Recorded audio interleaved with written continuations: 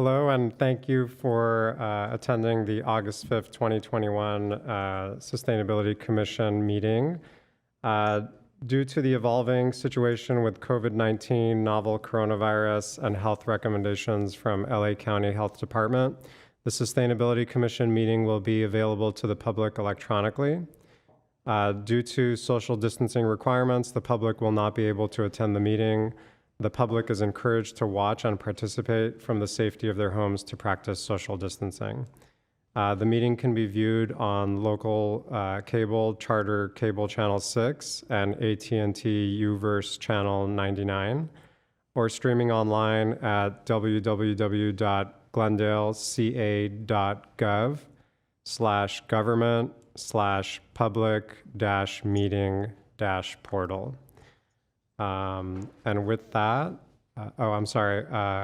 for public comments and questions during the meeting, call 818-937-8100. City staff will be submitting these questions and comments in real time to the appropriate person during the Sustainability Commission meeting. And with that, let's do a roll call. Commissioner Kartunyan? Here. Commissioner Khanjan? Here. Commissioner Pinkerton? Ex officio Gang? Here. Ex officio Prado? Here. Vice Chair Werner? Here. Chair Bartosov? Here. Thank you. If we can hold off on the Pledge of Allegiance for just a moment, I'd like to take this moment to allow our fellow commissioners to introduce our new commissioners. One of you want to take it away?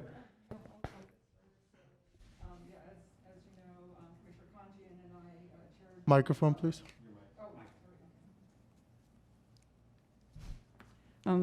Yes, as you know, Commissioner Kanjian and I chaired the student selection committee, and we did select 2 students who came to the last month's meeting, but this is their first meeting as student ex officio members.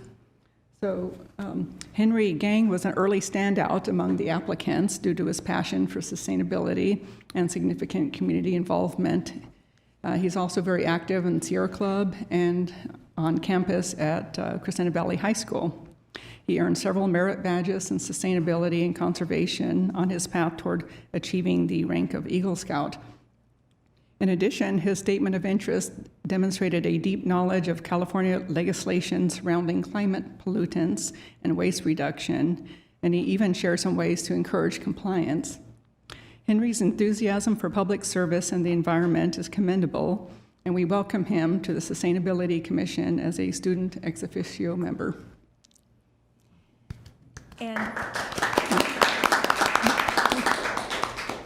And I will take a moment to talk about Andrea. Andrea Prado's commitment to sustainability is apparent through her academic pursuits as well as her personal accomplishments. She is a Glendale resident minoring in sustainability at the University of Laverne. When we met Andrea, it was clear that she not only possesses a conceptual grasp of sustainability, but she has personal experience implementing sustainability initiatives in a very practical way as well. Andrea served as chair of her school Student Affairs Sustainability Committee. She also implemented practical and lasting methods to reduce waste, digitize documents, and led related workshops for students and employees. Andrea is thoughtful, hardworking, modest, and mature. She possesses the follow-through and commitment that's necessary to achieve success in making Glendale a greener city. And I see Andrea becoming an integral part of our commission as a student ex officio member, and I look forward to working with her. Welcome, Andrea.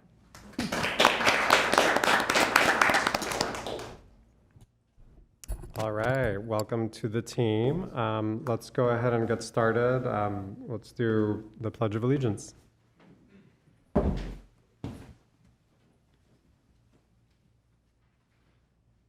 pledge allegiance to the flag of the United States of America and to the republic for which it stands, one nation, under God, indivisible, with liberty and justice for all.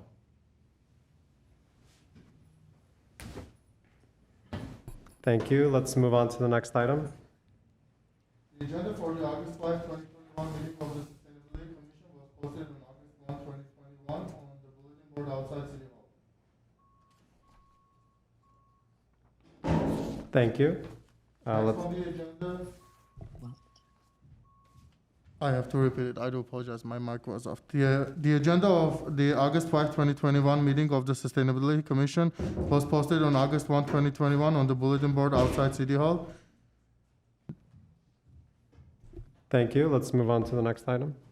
Next, under 2A, approval of the minutes of the commission regular meeting held on July 1, 2021.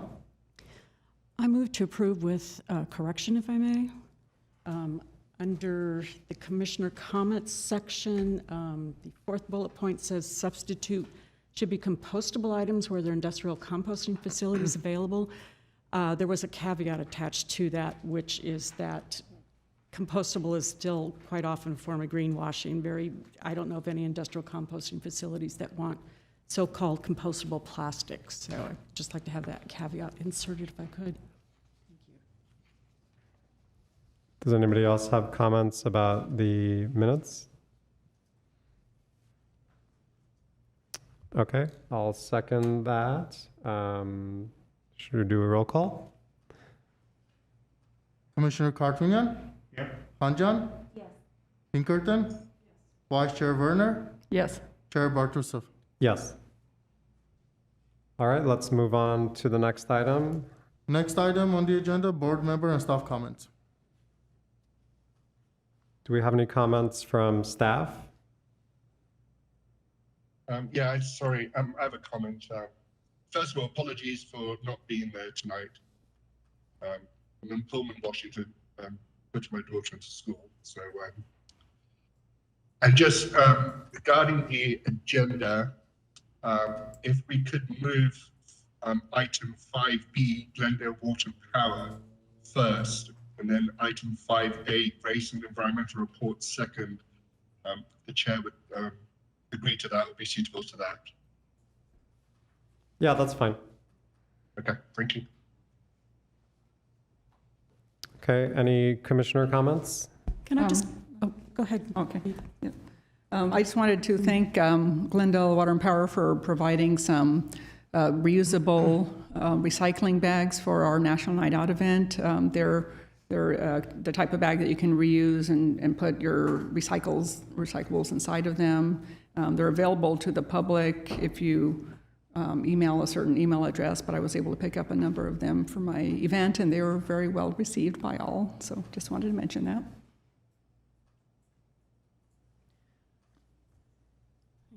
Okay, thank you. Any other comments? Well, I just want to clarify again, I can make motions at the very end under the new business section, is that correct?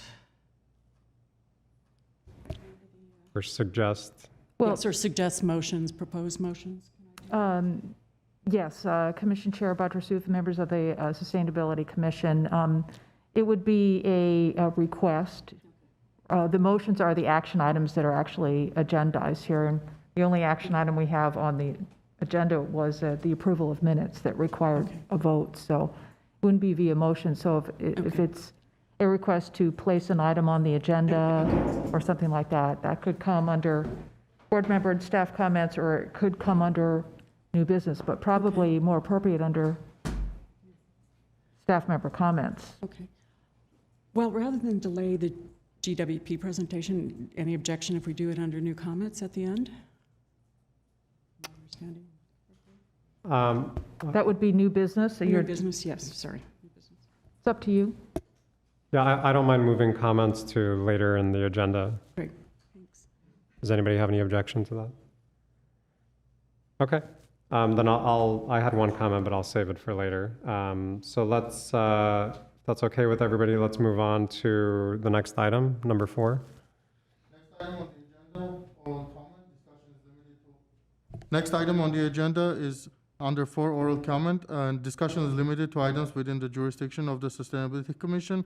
Each speaker is allowed 5 minutes. Sustainability Commission members may question or respond to the speaker, but there will be no debate or decision. The matter may be referred to staff for investigation and report. There are no callers at this time. Okay, thank you. Let's go ahead and move to the next item.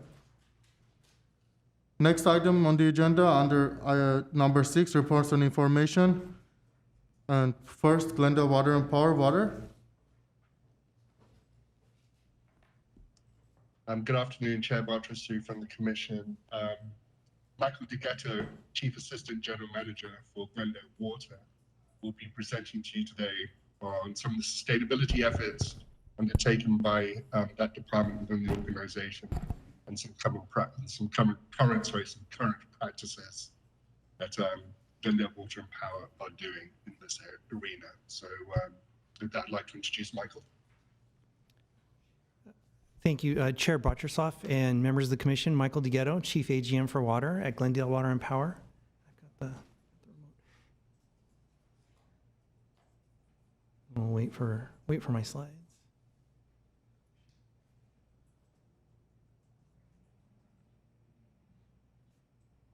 So I can speak to them.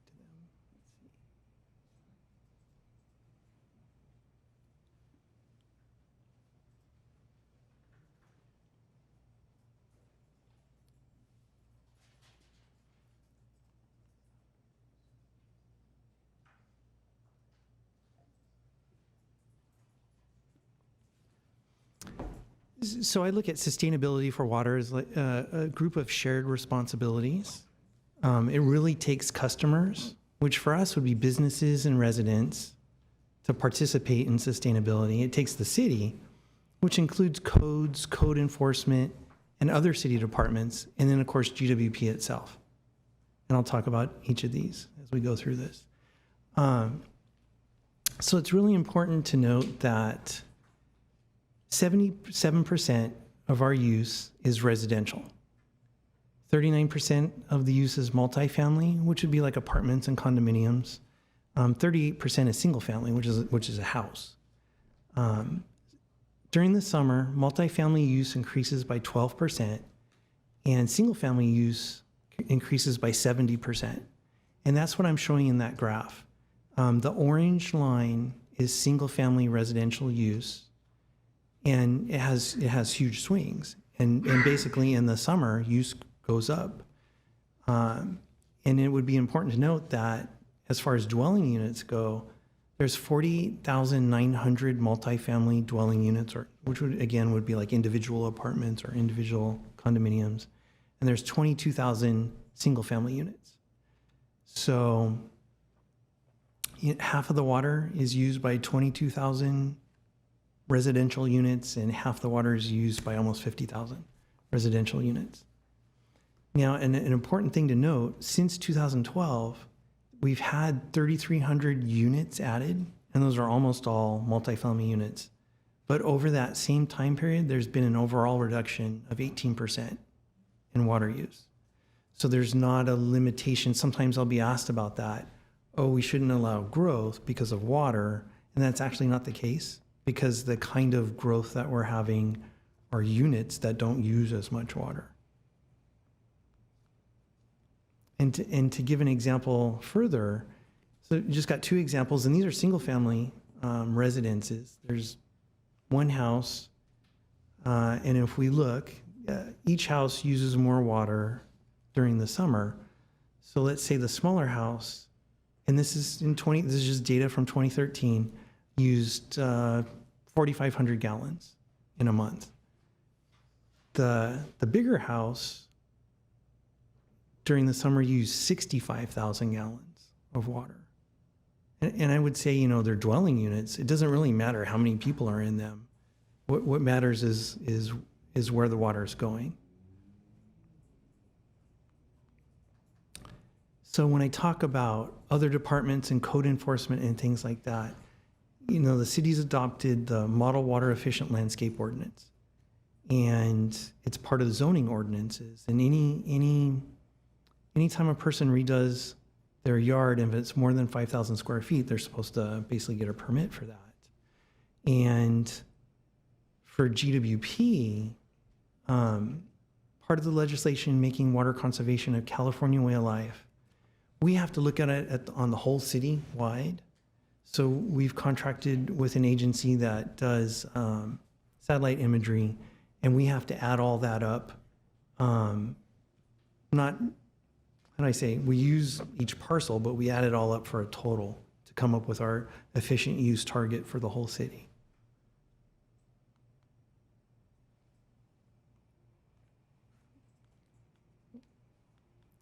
Then the other part of that would be, city facilities themselves. So I have a couple examples here of different kinds of landscaping. And, this is something that maybe like the Sustainability Commission maybe could help with. It's not really city departments that do the landscaping. There's a lot of, I guess, emotions associated with what kind of landscaping is around different facilities. And I'm just kind of giving an example of one where there was a change in the landscaping, but really if that change had gone all the way to the sidewalk, there wouldn't be any overspray on the sidewalk, for instance, if there was still a lawn there. I give another example of something I walk by every day, but it's not even a lawn that you can sit on because it's up on terraces. And that might be a good candidate for something to put different kind of landscaping. And then the one on the right is a good example of plants that are more appropriate for the area that we live in. So from GWP's perspective, we always have programs available for residents and businesses that are really concerned about their water use. So right now you can get a $2 rebate for removing turf, $2 per square foot. And I did that in 2008 and it was only 75 cents a square foot. So $2 a square foot is like a really good deal. We've got a rebate for a non-permit required gray water system. We've always got our smart home upgrades, which, would be things indoors.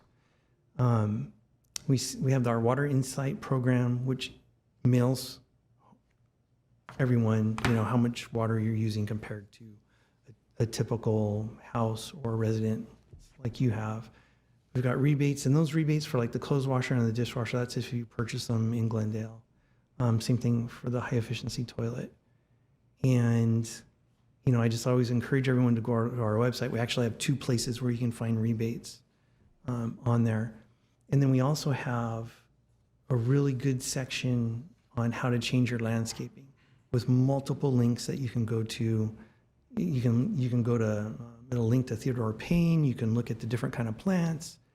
It gives examples of what a water efficient landscape might look like. A lot more colors. You attract butterflies and birds and things like that to your yard. You just don't have a green carpet that you're putting a lot of drinking water on. So our site's really good for all that stuff.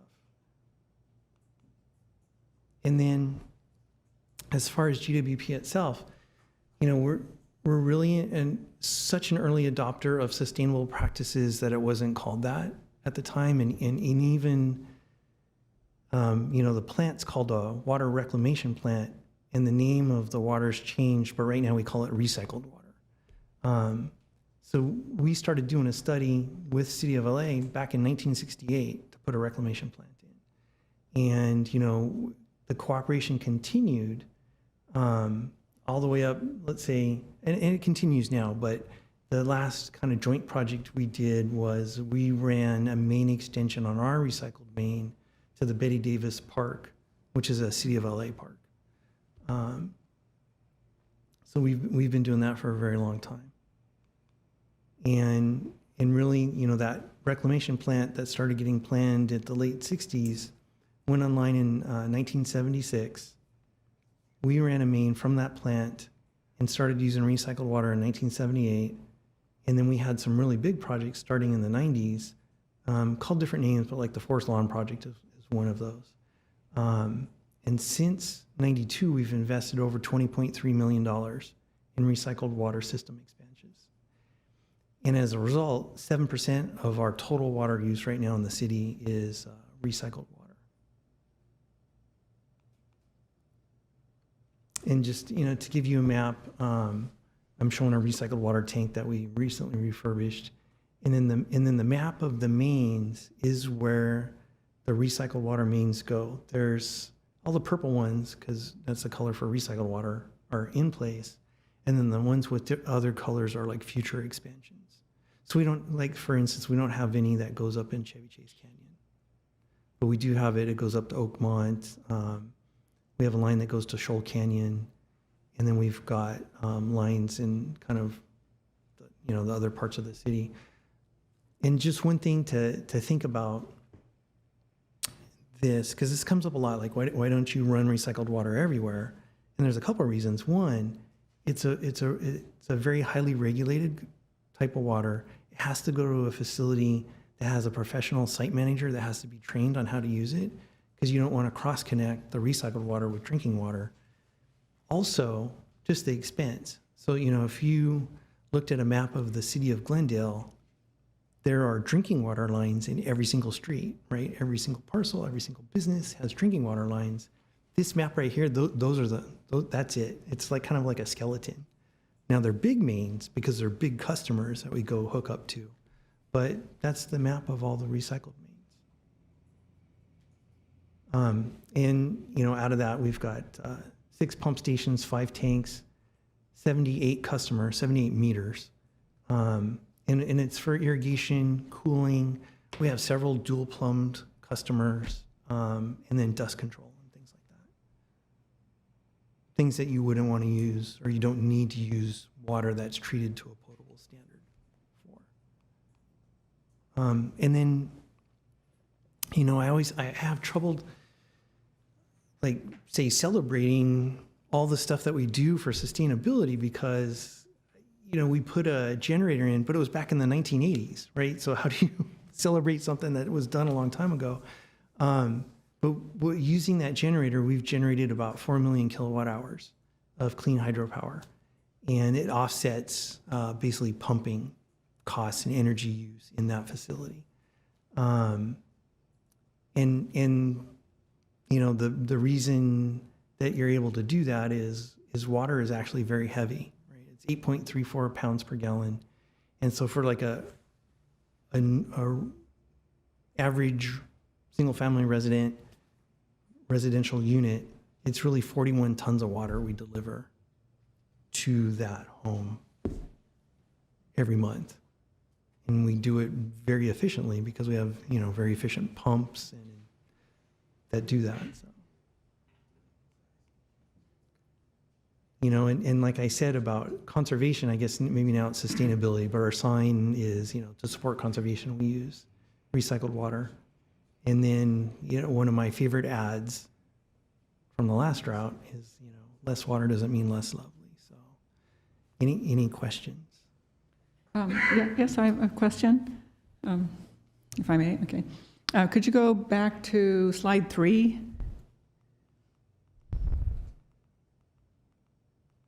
See the graph there? You mentioned about the increased use by single-family residents in the summer, but looking at the graph, it looks like it's much less than the multifamily units in the winter, to the point that it probably, at least appears from the graph that it more than offsets the increased usage in the summer. Would you say that was the case when you look at it, how it's dipping below? No. Orange line's dipping below the green line? Commissioner Warner, it doesn't offset. It's you got to add up the area under the curve. So if I plotted the total amounts by month, it is definitely, there's a lot more area under the curve, I would say, is how I would say it, in the summer. So it doesn't offset. And really, I have another chart that I show at our commission when I give updates, but those big dips in the winter are rain events. So those are times that we had a really long, sustained amount of rain for a week or something like that. And honestly, I would say that the reason those dips are lower after 2015 is I think everyone got the message, if it's raining outside, I should turn off my sprinklers, right? So. Okay, I just wondered because if there's another graph that demonstrates that better, that might be a good idea, because looking at it, it just looks like it evens out. So if we're trying to... I think the point would be, if it didn't go up in the summer, we would be using less water, and that would be a more sustainable practice. Okay, and I had another comment on the water bills. You know, they tend to measure everything in the, 100, what is it, the HCFs, the 100 cubic feet. 100 cubic feet. Yeah. Most people, I don't think, can visualize what that means in terms of like, if they don't run the water while they're brushing their teeth, what fraction of a HFC, is that? I feel like they would be more likely to conserve if they saw all of that expressed as gallons, and how many thousands of gallons that they use that month, that might get their attention more. I mean, studies have shown that by giving feedback to people, like, whether it's an office building or what have you, just showing the actual usage will cause people to conserve more because they can see the results of that. But when the information is conveyed in a unit of measure that they don't understand, I don't think that the message is actually getting through. So that was just something in the 30 years I've lived here I've been meaning to share with the city. And so, Commissioner Warner, I appreciate that comment, and that comes up a lot. And so everyone knows, 1 HCF is 748 gallons. And the reason for using HCF is because the cost of the water is so inexpensive, it would be a very funny looking unit for dollars per gallon. As a matter of fact, I've tried to show at council meetings, like when we did our last rate study, it's a fraction of a penny per gallon. And so I'll say, it's 0.34 cents per gallon is what we charge for water. And everyone says 34 cents. And I'm like, no, it's 0.34 cents per gallon. And that's the reason that it's a pretty industry standard to use HCF. Some agencies might call it CCF, but again, it's the same thing. It's 100 cubic feet. And that's really the reason. It's just because the cost is so low that on the flip side of it, saying the dollars, because it would be $0.0034 per gallon, which again is like a hard number to show on a bill. oh yeah, I see your point. If you're thinking in terms of how much money you're saving, you're going like, a gallon of water costs less than a penny or something. But Yeah. But And I'm pretty sure in our water insight reports, I think it is in gallons. there's one point up at the top where Yeah. it says that, but when they're showing it, elsewhere in the bill, like, what the usage has been over time and all that it's, or like compared to what you used this time last year, that kind of thing, it's different. So. Okay, thanks. Okay, thank you. Oh, okay. All right, thank you. Thank you for the presentation. Good. I do have a couple questions, and you don't have the information now, that's fine, but I'm assuming that the jump in the summer usage is primarily for outdoor irrigation, and I'm just wondering, for like a single family, what is the split typically year-round indoor versus outdoor irrigation usage? Commissioner Pinkerton, though, that's a good question. I actually have that in my council report. Okay. I actually might have it right here because Okay, I'm if you going could. to council on the Yeah. 10th. Okay. Because we're gonna ask council to implement phase 2 of mandatory conservation, Oh, and I do have that split right here. it seemed to recall LA was like 70-30, 70% outdoors, something like that, but I'm not sure. Oh, you know what? Let's see. No, I have those same percentages I was showing, so it's more than half. More And it than- really okay. just depends on your yard, Sure. right? If sure. you've taken out your turf, maybe it's less than half. Right. As a follow-up question, do we have information about the average lot size in Glendale and the average percentage of that devoted to turf or other I vegetation? don't have that information compiled yet, Okay, because that satellite imagery I was talking about, that's like very new and very recent. right. But at some point, we will have that. Okay. Just bear with me a few more questions. How are your rebate amounts set? Is that based on like a baseline from MWD and you build off of those? Or I'm just curious. Yes, so the turf rebate is from Metropolitan. Okay, And they do exhaustive studies to kind of see what would get people's attention. so they look at the price elastic, the responsiveness. yes. Okay, based on studies. One thing that, I believe you said if someone's renovating over 5,000 square feet of their yard, basically tearing out turf or installing other vegetation, that they should really get a permit for that. Yes. Are you working with retailers that sell gardening products or with landscape architects to get the word out about that program? So that's what I was talking about, other city departments. So that's a planning function. Oh, okay. Everything related to landscaping and Okay, how much can be permeable and non-permeable and that kind of stuff, that's really a planning function. goes through now. And I know, again, I like I had mentioned, it could be an emotional topic, I think, for a lot of folks. I'm sure. I'm sure it would be, so. Okay, that's all I have. Thank you so much. Thank you, first of all, for the presentation. Really helpful.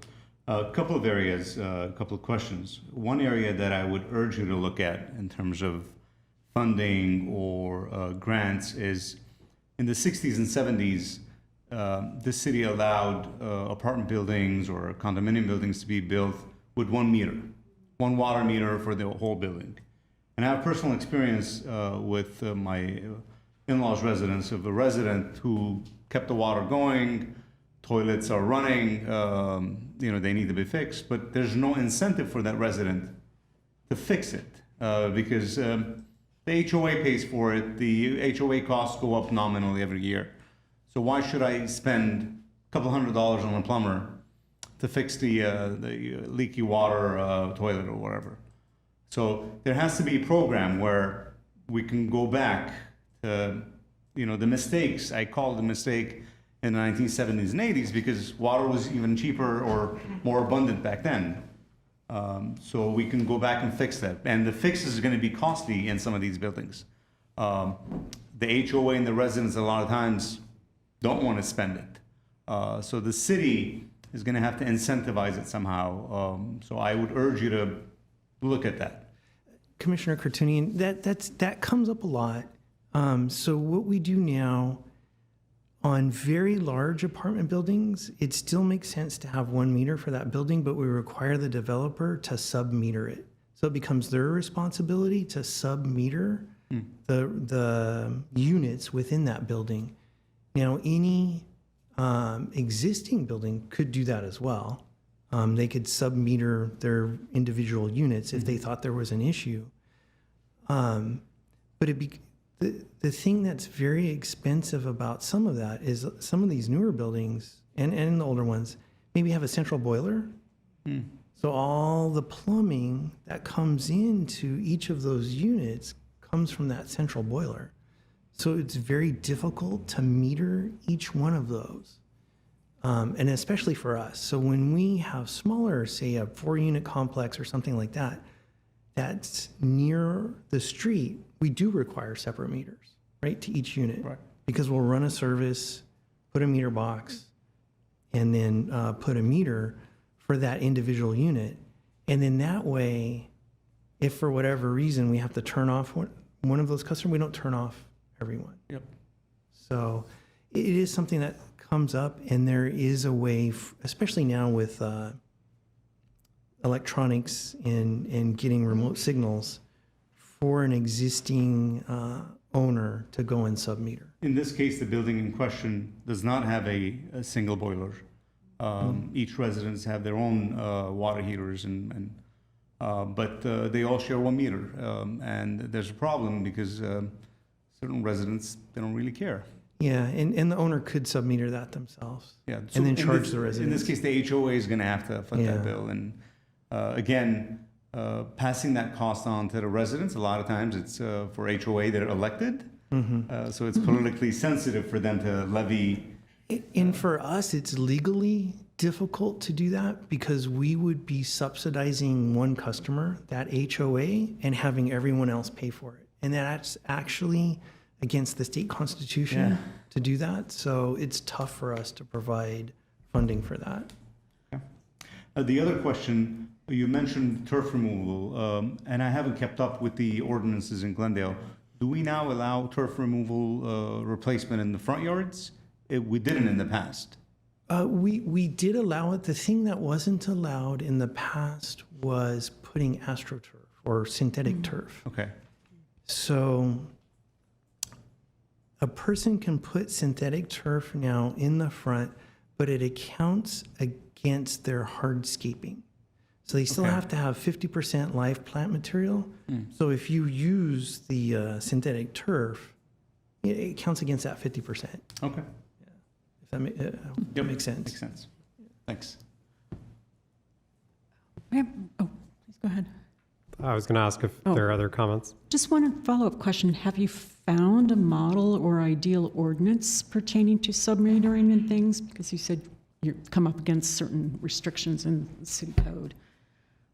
Not for retrofitting, but for new, Okay. we're absolutely on that, right? It's a thing where, because the person is applying for a permit or applying for a change, then we have an opportunity to put different requirements. Thank you. Oh, I did have a question. How many people have enrolled for the peak savings program so far? You know, where they ramp down their air conditioning or whatever during. That's for energy. I'm the water guy. You know? I don't know. Oh, okay. I just wondered. It's on the same slide as the GWP water conservation thing. Oh, yeah, that's because I just did a screenshot of the webpage. Oh, That's why okay. it's on there, Oh, sorry. okay. Any other commissioners have comments or questions? I have some questions. Thank you for the presentation. Good to formally meet you. And please call me Alec. You don't have to try and go for my last name. So I did want to say thank you to GWP for the Bel Air Reservoir landscaping project. I attended those meetings, and I think what you guys are proposing to the neighbors looks really nice. So thanks for that. I did have questions about the smart home program. If you're able to, I don't know if it's too late to go back to that slide. You know, the thing that I found interesting is that we have, I don't know what the exact fraction is, but let's say about a third of the residential units in our city is single family, and yet they're using about the same as the 2/3 of multifamily units. And I think that's important to highlight when we talk about water conservation and the unprecedented drought that we're currently in. The thing that I'm curious about the smart home program is how well utilized is that program? And do you happen to know off the top of your head, or can you provide information later about what fraction of the resources that go to that program are used by single family versus multifamily customers? That's something we can definitely come back and give you information on from our AGM that oversees that area. Okay, yeah, that'd be great, because I look at this from an equity perspective, and I do wonder, you know, what fraction of that budget for smart home upgrades is consumed by single family units versus perhaps those who might need it more, and those that are living in multifamily. And I also wonder, related to that, if GWP has connected with your counterparts in planning to have some kind of policy that I think it's known as like point of sale or point of purchase, where rather than offering $125 to somebody to swap out their toilet that's 40 years old, we require them to do it. In which case, we're not fronting money to pay for it. The person who's buying the home or selling the home is required to get a high efficiency toilet. So I don't know if that's in your jurisdiction or in planning's jurisdiction, but can that be part of the conversation as we talk about water conservation? I would suggest it would be more in the planning level, because that would be more related to like plumbing code requirements, which isn't something that we oversee. Okay. Then in that case, I'll save that for the planning folks, but I am curious about the smart home program, because I know that I've utilized the program back when I lived in an apartment, and I was grateful that that was available to me. But I imagine a vast majority of folks in multifamily units are just not familiar with this program. And so I wonder what the outreach strategy is. I'm even imagining a scenario in which GWP staff or whoever's running the program, whether it's a consultant, to go to these larger buildings and literally knock on people's doors and say, hey, look, we have this service that's available to you, rather than relying on a resident to proactively call and say, hey, I'd like you to come over. So I'd like for the city to explore those kind of strategies to touch people that otherwise would never know about this program and they could potentially save money from. That's a really good point, and we could look up the data, like the breakdown of who's taking advantage of the programs. But I would say, I know the metropolitan programs for replacing low flush toilets and things like that. I spoke with staff there when they were developing kind of the more recent round of programs, and I said the same thing. What I'm worried about is kind of reaching these older apartments, and so what they really focused on was actually doing the outreach and training to contractors, plumbing contractors that do work in those apartments, which made a lot of sense because they're the maybe a resident doesn't know what kind of toilet to get. So they did that outreach to the contractors. So then when they say, instead of just purchasing the cheapest toilet, they get this rebate and then they can have it be the same price for what they're retrofitting. So that's a very good point. Okay, yeah, great. I'd love to see the breakdown and learn more about how the program is being utilized. And is it being fully utilized, or is there always a budget that remains at the end of the year? I'm curious how successful the program is. That's something we can give details on, but that one I'm pretty sure we usually go all through it and then rebudget again. It seems to be a popular one because I think what folks like is the kind of program where somebody comes in and does it, and they don't have to figure out like which individual thing to change. Right. Okay, thank you. And then my last questions relate to reclaimed water. I know that you mentioned that we now use, I think it's 7% of our water comes from reclaimed. What are your projections for future use of reclaimed, and is that percentage going up? I know you have plans in the works for expanding the pipes, so I assume you anticipate a growth in use. The growth in use, I haven't calculated as a percentage. It's more based on like total amount. And, our next big project would be to go up there to the Chevy Chase Canyon and convert a large homeowners association to reclaimed, as well as the golf course up there. And so it's about another, I want to say 400 acre feet per year, which is another unit that we use when we're talking about large volumes of water. So the number's not so huge. And the reason I don't have the percentage is, those percentages change based on use, right? So maybe it's 7% now, but that might be because, since 2015, overall, we're 18% below what we used to be in 2013, right? So then the percent of imported water goes down and the percent of recycled is bigger. Hopefully that helps. But it's 400 acre feet, and we're using around 2,000 acre feet now. So it's a pretty big jump that we have planned. Okay, thank you. And then my last question is really about groundwater recapture and groundwater use. We didn't really talk about supply. So what percentage of our water comes from groundwater? About 30% of the city's potable water supply is groundwater, and it comes from two groundwater basins, the San Fernando Basin and the Verdugo Basin. About 25% of the groundwater for Glendale comes from San Fernando Basin, and it goes through an EPA Superfund project called the Glendale Operable Unit. The other, whatever that adds up to, about 5% from Verdugo Basin.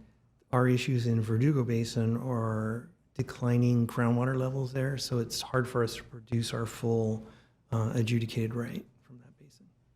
So I'm glad you mentioned that. Are there any projects or plans to do any groundwater recapture, or is there land in the city that's suitable for efficient groundwater recapturing projects? So are you referring to infiltrating groundwater? I'm sorry, or producing stormwater recapturing. Oh, Yeah. stormwater. Yes, and that's something we're working with Public Works on because it has two benefits. One would be meeting the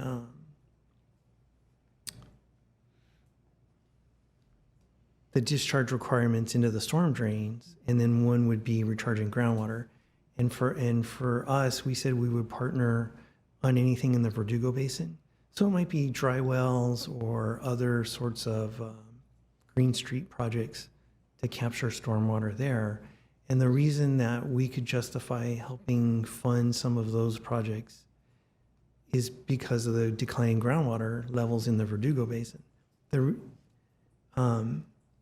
Public Works is still going to use Measure M funds to do some projects in the San Fernando Basin, but GWP is not going to help fund that because the way the groundwater rates there work there, it doesn't benefit us. Because LA has all the native groundwater rights for San Fernando Basin. And how much of the groundwater, I know you said we use, or 30% comes from groundwater. You hinted at our supply dwindling. What are your projections for our use of groundwater in the future?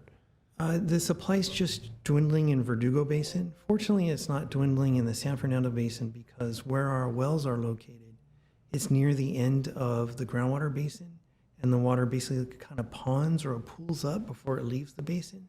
So we haven't had issues with declining groundwater levels in the San Fernando Basin. LA and Burbank have had some issues, but we haven't just because of geography. In San Fernando Basin, I'm sorry, in Verdugo Basin, what we really need to do is like drill another well. And so we've had a project in the works for a while to do that. And the biggest holdup on that is like getting an easement from Edison. Got it. All right. If I may, one more question. I think I'm correct in saying that most of the water coming out of the reclamation plant is discharged into the LA River. So the question, is that still true, and does that replenish any of the basins from which we draw water? Okay, so I'm very biased related to that. Okay. And all that water is getting wasted to the ocean. That's No, my no, I didn't. opinion. I know it gets recharged, but I'm just meaning It's not recharged. So that It's water not that goes recharged? down the LA River past our reclamation plant goes straight to the ocean. It doesn't get recharged anywhere. But the water coming out of the reclamation plant, I thought I had read that that was used to replenish groundwater. Is that not true? No, not for Not us. now. Okay. No. So the way our groundwater right works in the San Fernando Basin is we get a 20% return flow credit. So all the water that we sell, including recycled water, over that part of the basin is water that we can pump. Then But why, we're not using it to replenish groundwater. why don't we then? I mean, is it a simple, I want to say simple, but couldn't we redirect the discharge pipes? Do we not have a basin there? I mean, Yeah, so we don't have a basin to Okay. percolate it, and even if we, let me think about this. The closest one's Pacoima. So we don't have a way to get that water to Pacoima. Oh, okay. And you can't discharge it into the unpaved portions of the river? I'm thinking just where the new DWP facility, the underground reservoir is. So as I mentioned, where our wells are located, the groundwater ponds up before it leaves. It actually surfaces and leaves. So Okay. you couldn't It stick it won't in. okay. Yeah, it's actually coming up and leaving. Okay. Is LA looking into trying to recharge that? I mean, They're looking at their plant, their Donald T. Tillman oh, plant the up Tillman, right, in which Van is, right, okay, and that's the same basin. right. But that recharge is good for the basin, but it doesn't give us any more Right. water rights. Great, thank you. All right. Thank you very much. All right, let's move on to the next item. Next item is 5A, Grayson Environmental Report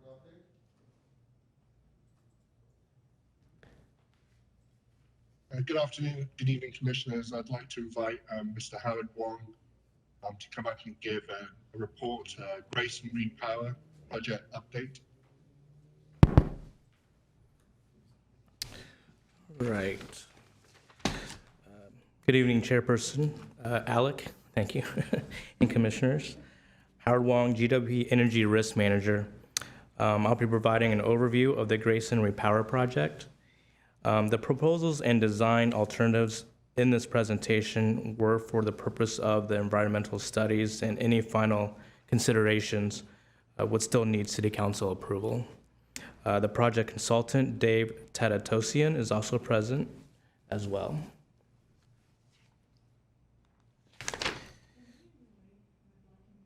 No, you're fine. Thank you. I will be reviewing the project's background and what GWP has been accomplishing for the last few years.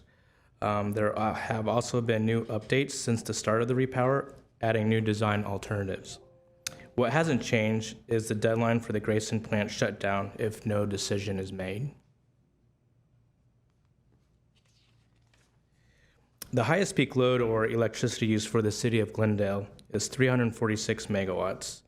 The majority of the load has been supported by transmission imports and GWP's share of the Magnolia plant. The remaining portion is provided by the Grayson plant. However, after 2023, 234 megawatts of the plant will be shut down because of new emission rules. Without Grayson, GWP wouldn't have been able to meet the 346 megawatt peak load event. This is Grayson today. This slide depicts the elevation view of Grayson from the corner of Flower and Fremont. You can see the cooling towers there in the center, units 4, 5, 8, and 9, and the boiler building is just to the left of those structures.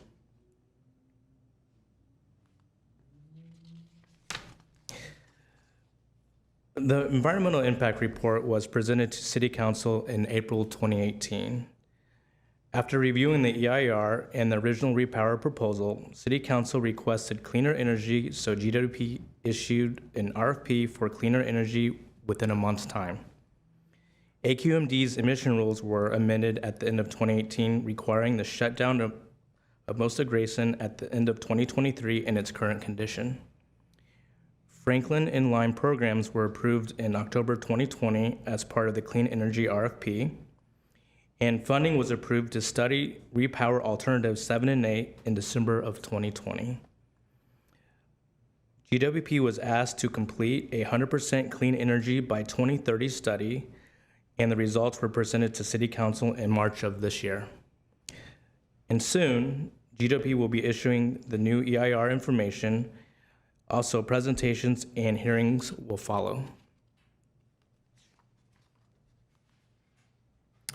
So this is the aerial view of the original Grayson repower proposal, which includes 4 new units and other supporting structures, such as a steam turbine, operation and maintenance, water treatment, and switchyard.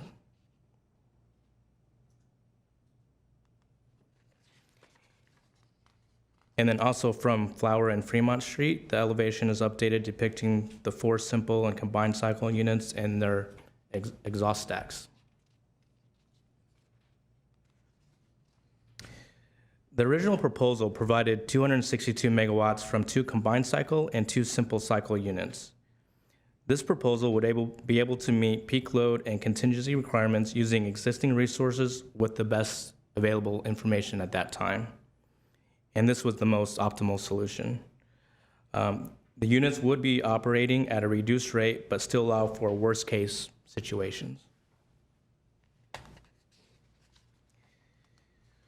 As I previously mentioned, and from community input, City Council directed to incorporate cleaner energy with the repower.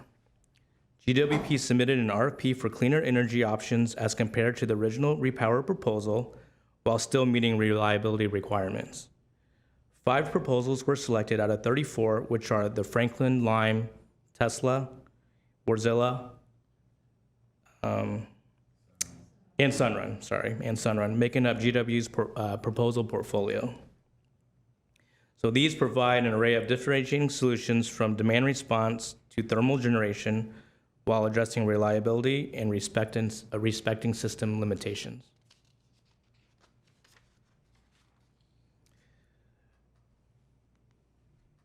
The clean energy RFP encompasses both commercial and residential customers. Capacity requirements are met through energy efficiencies such as efficient light bulbs, demand response through HVAC controls, the virtual power plant from rooftop solar and battery storage, and thermal generation for only peak load events and reliability. However, it will take time to reach those contracted capacity due to the need for customer engagement and also installation time and requirements.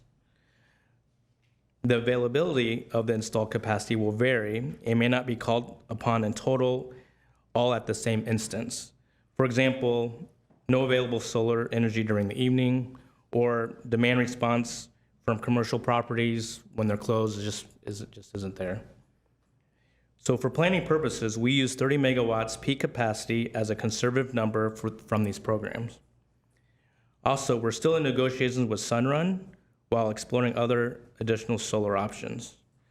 I just wanted to make the commission aware that GWP did not get sufficient capacity in the clean energy RFP process to serve load with just the clean energy resources, so out of all those proposals.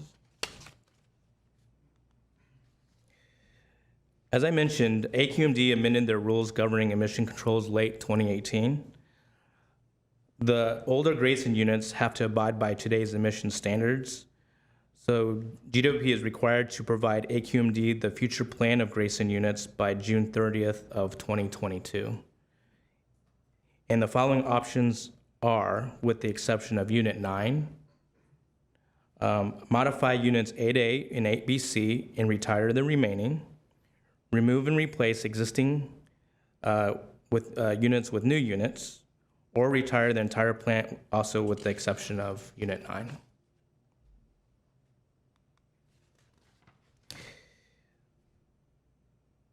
Recommended by GWP Commission, the Integrated Resource Plan was adopted by City Council July of 2019.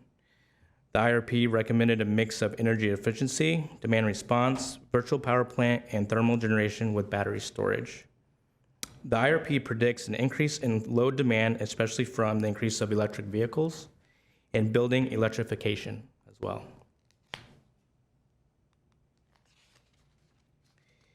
And as part of the IRP, City Council requested a study to examine the feasibility and path to reach 100% clean energy by 2030.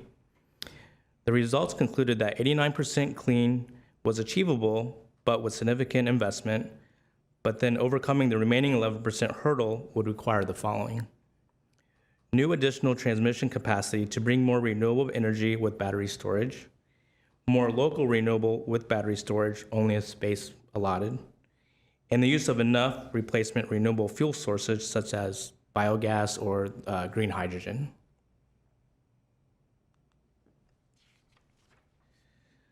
So the city of Glendale experienced an unfortunate contingency event in September 2019, which lasted a few days. Rolling blackouts were caused by a transformer failure with a 34.5 kV line outage on the distribution system. This was also compounded by high system loads at that time. So to prevent this in the future and to harden the system, a new switching station was added to the environment impact report as part of the studied design alternatives. Installation space would only be available once the thermal phase of the repower construction is complete.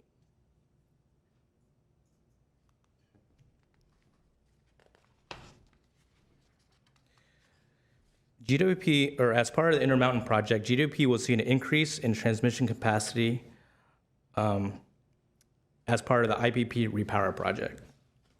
IPP will be converted from coal to a blend of natural gas and green hydrogen, also with the expectation of 100% green hydrogen by 2040. GWP plans to fill the additional capacity with renewable energy, which was also included in the EIR and the 2030 study.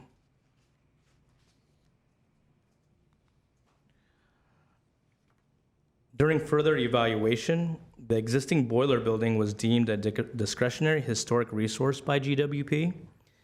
So the Glendale Historic Society agreed to mitigating efforts to preserve the history of the building, and this was also included in the EIR.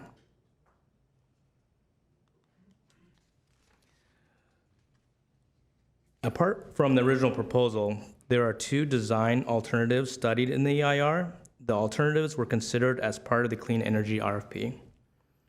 Both include thermal generation for reliability.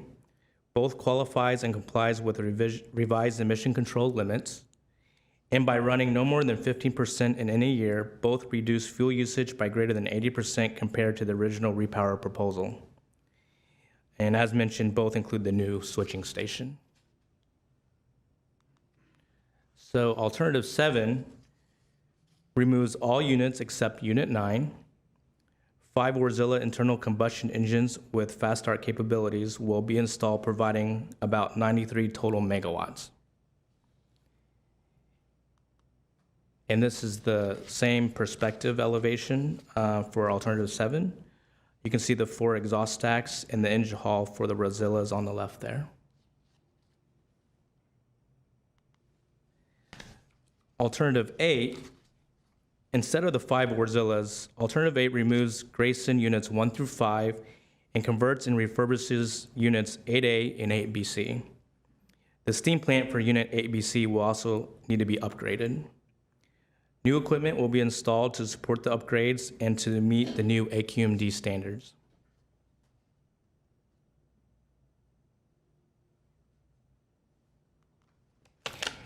And again, this is same perspective from Flower and Fremont. You can see Unit 9, Units 8A and 8BC with the surrounding boiler structure and the water tanks.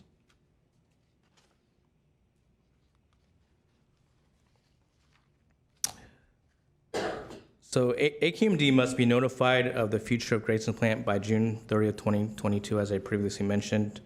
If no repower takes place, then units 1 through 8 will be retired at the end of 2023. GWP will not have enough resources to meet reserve and ancillary requirements and will not be able to meet current and future peak load conditions.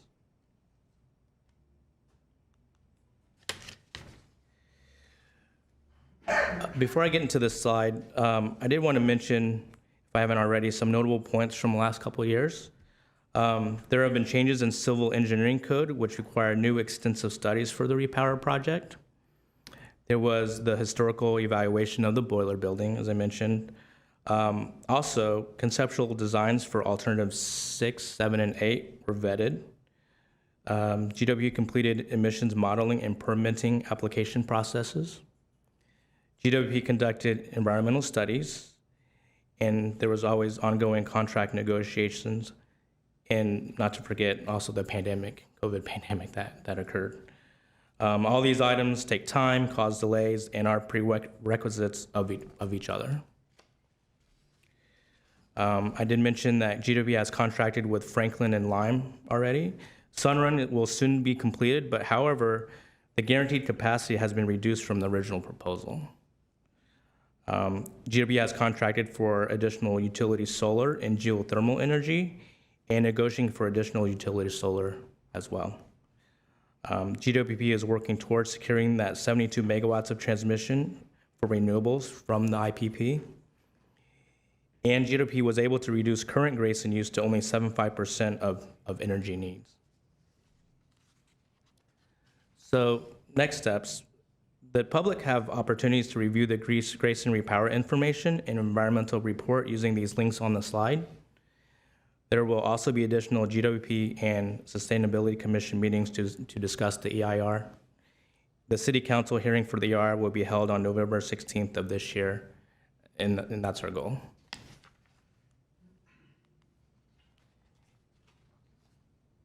The public comments can be submitted in writing, fax, or email to the number and addresses on this slide. And to allow for more time, GW did increase the comment period from 45 days to 60 days, also to allow some flexibility there for the public. And we will do our best to answer any questions. Sorry, there's Who a lot wants of to go information. first? Anybody? Oh, yes, please. Thank you for your presentation. And okay. And my first question was: are the units 1 through 5 steam boilers and turbines currently in use? Some of them. I think Unit 1 and 2 are part of some other units. Unit 3, there was a catastrophic failure, so they're not. Unit 4 and Unit 5 have been repaired and they're currently operational. Okay, because when you are removing them and replacing them with either the Wartzilla or the Just refurbishing Unit 8A and 8BC. are we gonna have like somewhere we can get that energy if those are removed? That's a good question. So a few years ago, when the original repower proposal came about, we did have agreements with LA to provide support during the construction phase. That has since went away, of course, last year with the rolling blackouts, and LA is keeping their energy close to heart, and the CAISO has required higher reserve requirements. So we still have to creatively utilize our neighbors during the construction phase. I think it is possible. Okay, and for the converting of Unit 8A and 8BC and either refurbishing the gas turbines, are they going to be operational while we're doing that, or? No, the only unit operational is Grayson Unit 9. The whole site has to be demoed because there's a reconfiguration for new battery storage and also all the other structures I mentioned in the presentation. Okay. And are we going to be lacking energy if we are to take those offline or while they're being converted or refurbished? That just depends on our neighbors. Like Okay. if we can get help from them, it's when recently also it was mentioned that we had some issues during some not really high, but during peak issues and outages, and Burbank was able to help us, though the pricing was very high. So, we hope that they're able to do the same, and also LA. But again, we're neighborly, so if we were in that situation, we would want to help them as well. Perfect. Thank you. I just want to make sure, we have energy while all these are. That's our going goal. on. That's Yeah. our overall goal. And, because of Grayson, Glendale didn't experience any rolling blackouts while other parts of Southern California did. Perfect. Okay. Thank you. You're welcome. Thanks. I have some questions about like community solar, net meter aggregation. Should I save those for the following? I'll try to answer those. If not, I have support here to help as well. So Fantastic. What is the status for getting community solar for Glendale? community solar, I probably need some assistance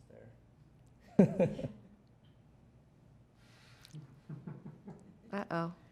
This is Mark Young, our general manager. Thank you.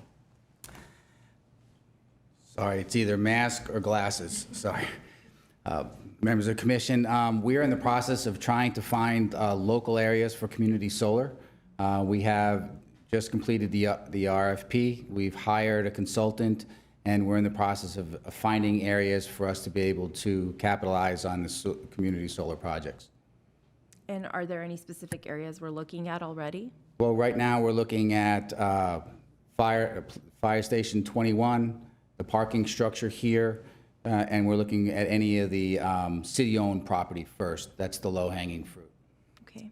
Are we considering or offering a net meter aggregation program? Yes. Yes. And when do you guys think that that would be implemented? We presently have net metering. It's already. Yes, we do have net Okay. metering. I think we're one of the few, if not the only utility in the area that still has net metering. Okay. What about a feed-in tariff program for commercial properties like what LADWP has done? We have installed a feed-in tariff, but the feed-in tariff hasn't been widely utilized yet. Okay. And what is it that's prohibiting us from utilizing it? I believe it's the cost associated with the feed-in tariff. Okay. We're using replacement cost as opposed to retail avoidance. Understood. And in terms of general solar installations, what is the total megawatts of residential solar that has been installed in the city since you guys started allowing it? Sorry, I don't have the answer to that. We have a special group of people that focus on that, and I've been primarily focused on utility scale projects, so I'm not familiar with the capacity. I will be happy to save the rest of my questions Okay. for them then. Great, thank Thank you. you. Just one comment that it might be helpful to track megawatts installed. I think that would be very interesting, number of systems, residential, commercial installed in the city, that were on the website, megawatts installed. Yes, ma'am. I think that once we get the Sunrun program in, that's 3,400 solar projects, in addition to what we already have now. And I believe that we have a pretty robust number for you, but I couldn't give you the exact number at this time. Just one question, the thermal, is that, I assume that's the remote renewables? I'm just wondering, is that all geothermal, and where is that source? Is that Salton Sea area, or just? Oh, our geothermal? No, our geothermal is not in Salton Sea. Where is it? Do we know? It's in Nevada, isn't it? Oh, okay. Nevada. Okay. So does that constitute the majority of the remote renewables that were referred to?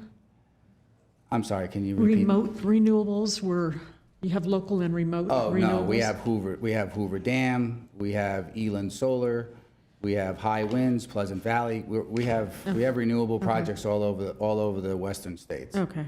You're counting Hoover as renewable? I thought that was large-scale hydro. Well, Yeah. it's not officially counted Right. as renewable. Okay. But it was renewable back in 31. It was when it was we got built, involved in it. yes. Okay. Right. Okay. Thank you. Okay, I just have a quick question, since I know there's a lot of content still to go through, but, so I'll ask you the same question I asked the water person whose department it wasn't, but the peak savings program, I know it's kind of new, I just wondered how many people have signed up for that so far? Are we referring to the Franklin project? I'm not sure. And again, my apologies. It's the same person that is responsible for feed-in tariff and the number of solar installs. I don't have that information for you, but it's a relatively new program, so I would think that not a lot of people have signed up for it yet. But we're definitely touting it. It's something that we really need so that we can call on it. I will get that information to you. Okay, thank you. And I believe it's, you get a rebate, I'll just give you a free plug, I guess. So apparently you get a rebate on your bill if you sign up to lower or raise your, to make your home less comfortable, whether it's heat in the winter or cooling in the summer, that they have some way of changing the thermostat by a couple of degrees to save energy during the peak. That's times, correct. right? We can either give you a rebate for the meter, and then we give you a yearly participation for the ability to change your air conditioning 4 degrees. Yeah, I thought that was very innovative, the idea that they can remotely change a person's air conditioning settings and so on. I thought that was pretty high-tech of us, so. The Great. thought process was that it was only 4 degrees, and it was for a very short period of time, so you probably wouldn't even feel it, but it would definitely reduce the peak. And that's what we're trying to do, is shave the peak. I just had that installed where I've got a nice little picture frame and I can control it remotely. So it was very simple and fast. Again, thank you for your presentation. You mentioned relying on our neighbors. LEWP, Burbank, they were gracious enough to help us, when we needed it. Do we have interconnections with, Edison? And have we looked into that? To my knowledge, we don't. We don't have direct interconnection with Los Angeles, with Edison or the CAISO. No, we're in Los Angeles' balancing authority. Okay. Is that something being looked into? Because I know that one of the things that you mentioned is the transmission capacity is going to increase in 2027, I think. That's correct. So is that something that, you're looking at in terms of So redundancy? we've tried looking into the idea of joining the California Independent System Operator.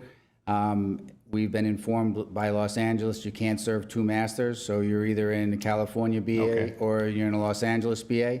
Okay. If we're in Los Angeles' BA, we have 200 megawatts of import capability. If we were in the CAISO with the connection at Eagle Rock, we were only guaranteed 100 megawatts. So it seems to me 200 is bigger than 100. Okay. You answered my question. The other question that I have is that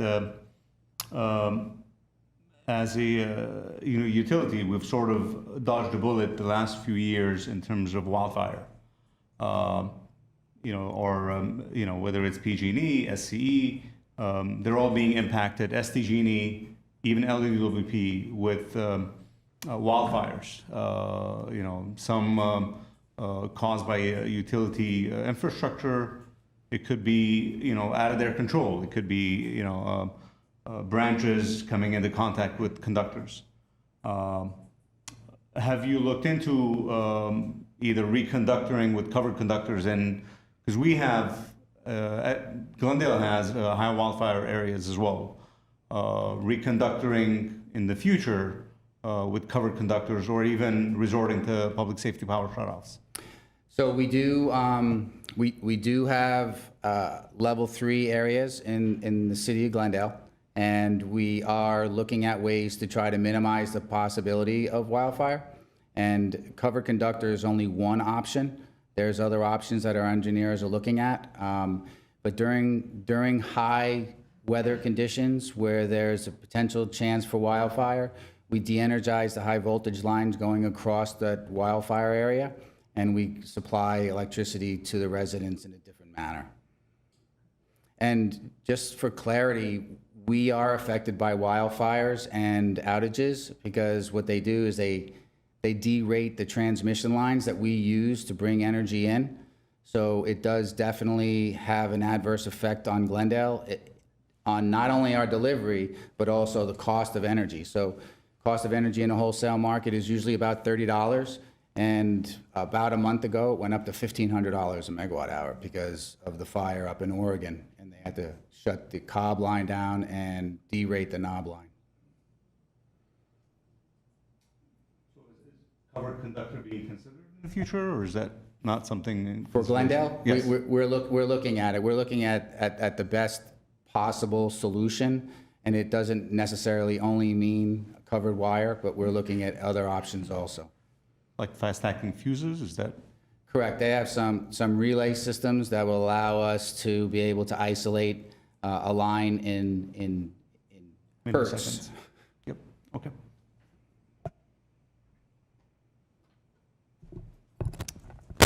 I have some questions. Thank you to the both of you for the presentation.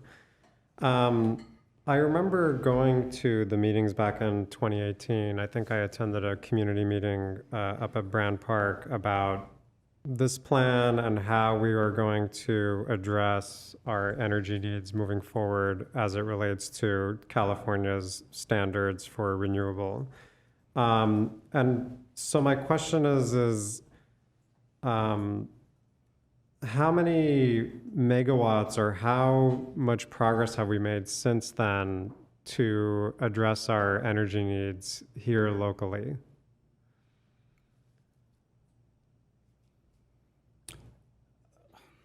In other words, you've mentioned a couple programs. I know some RFPs went out more recently.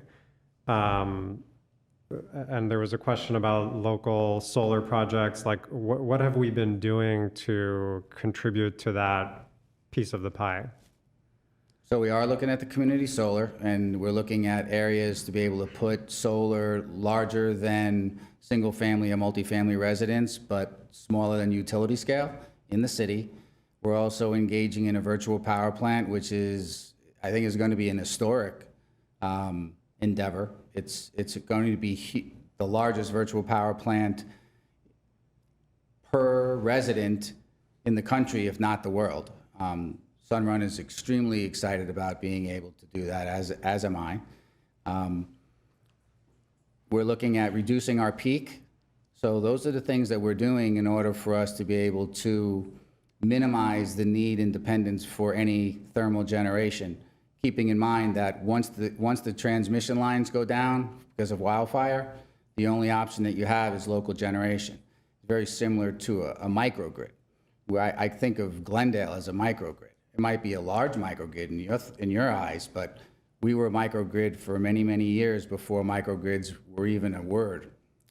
So we believe in being able to supply the city, even in these contingency events, especially with wildfire. Okay, and because I want to step back a little bit and say that, you know, the information that's come to us is very dense, and so I'm trying to ask questions that will make things more digestible for the general public. And so it seems to me that the city is faced with coming up with a decision now because of this deadline coming up in 2022. And we've come up with a lot of alternatives to address our energy needs with renewables.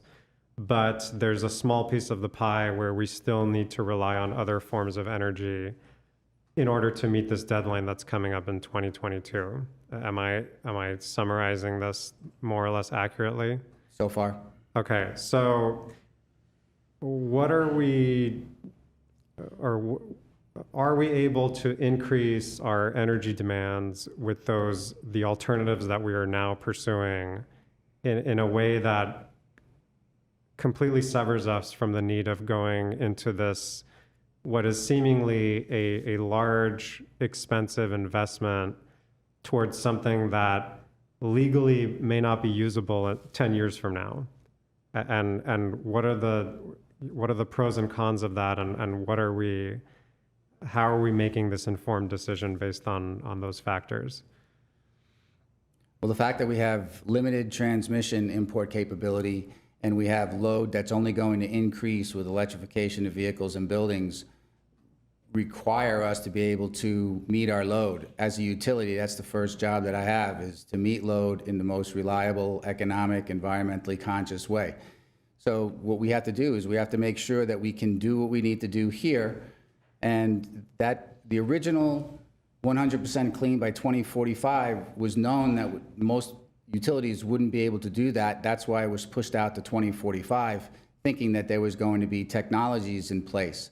We're involved in the Intermountain Power Project, and we're going to convert green wind, or we're going to convert wind into green hydrogen and use hydrogen as the source of the Intermountain Power Project.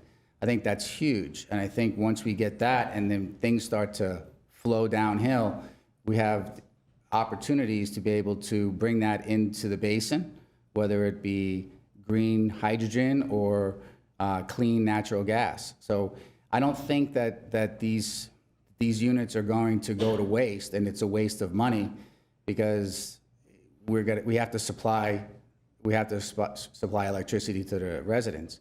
And remember, 43% of the air pollution is coming from transportation.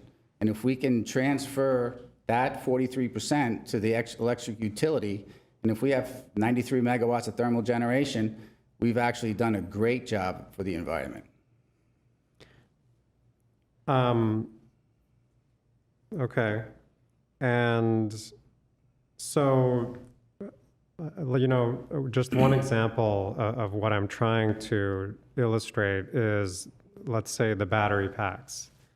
So part of your proposal is to invest heavily in battery storage on a massive scale, at a utility scale, as you alluded to earlier.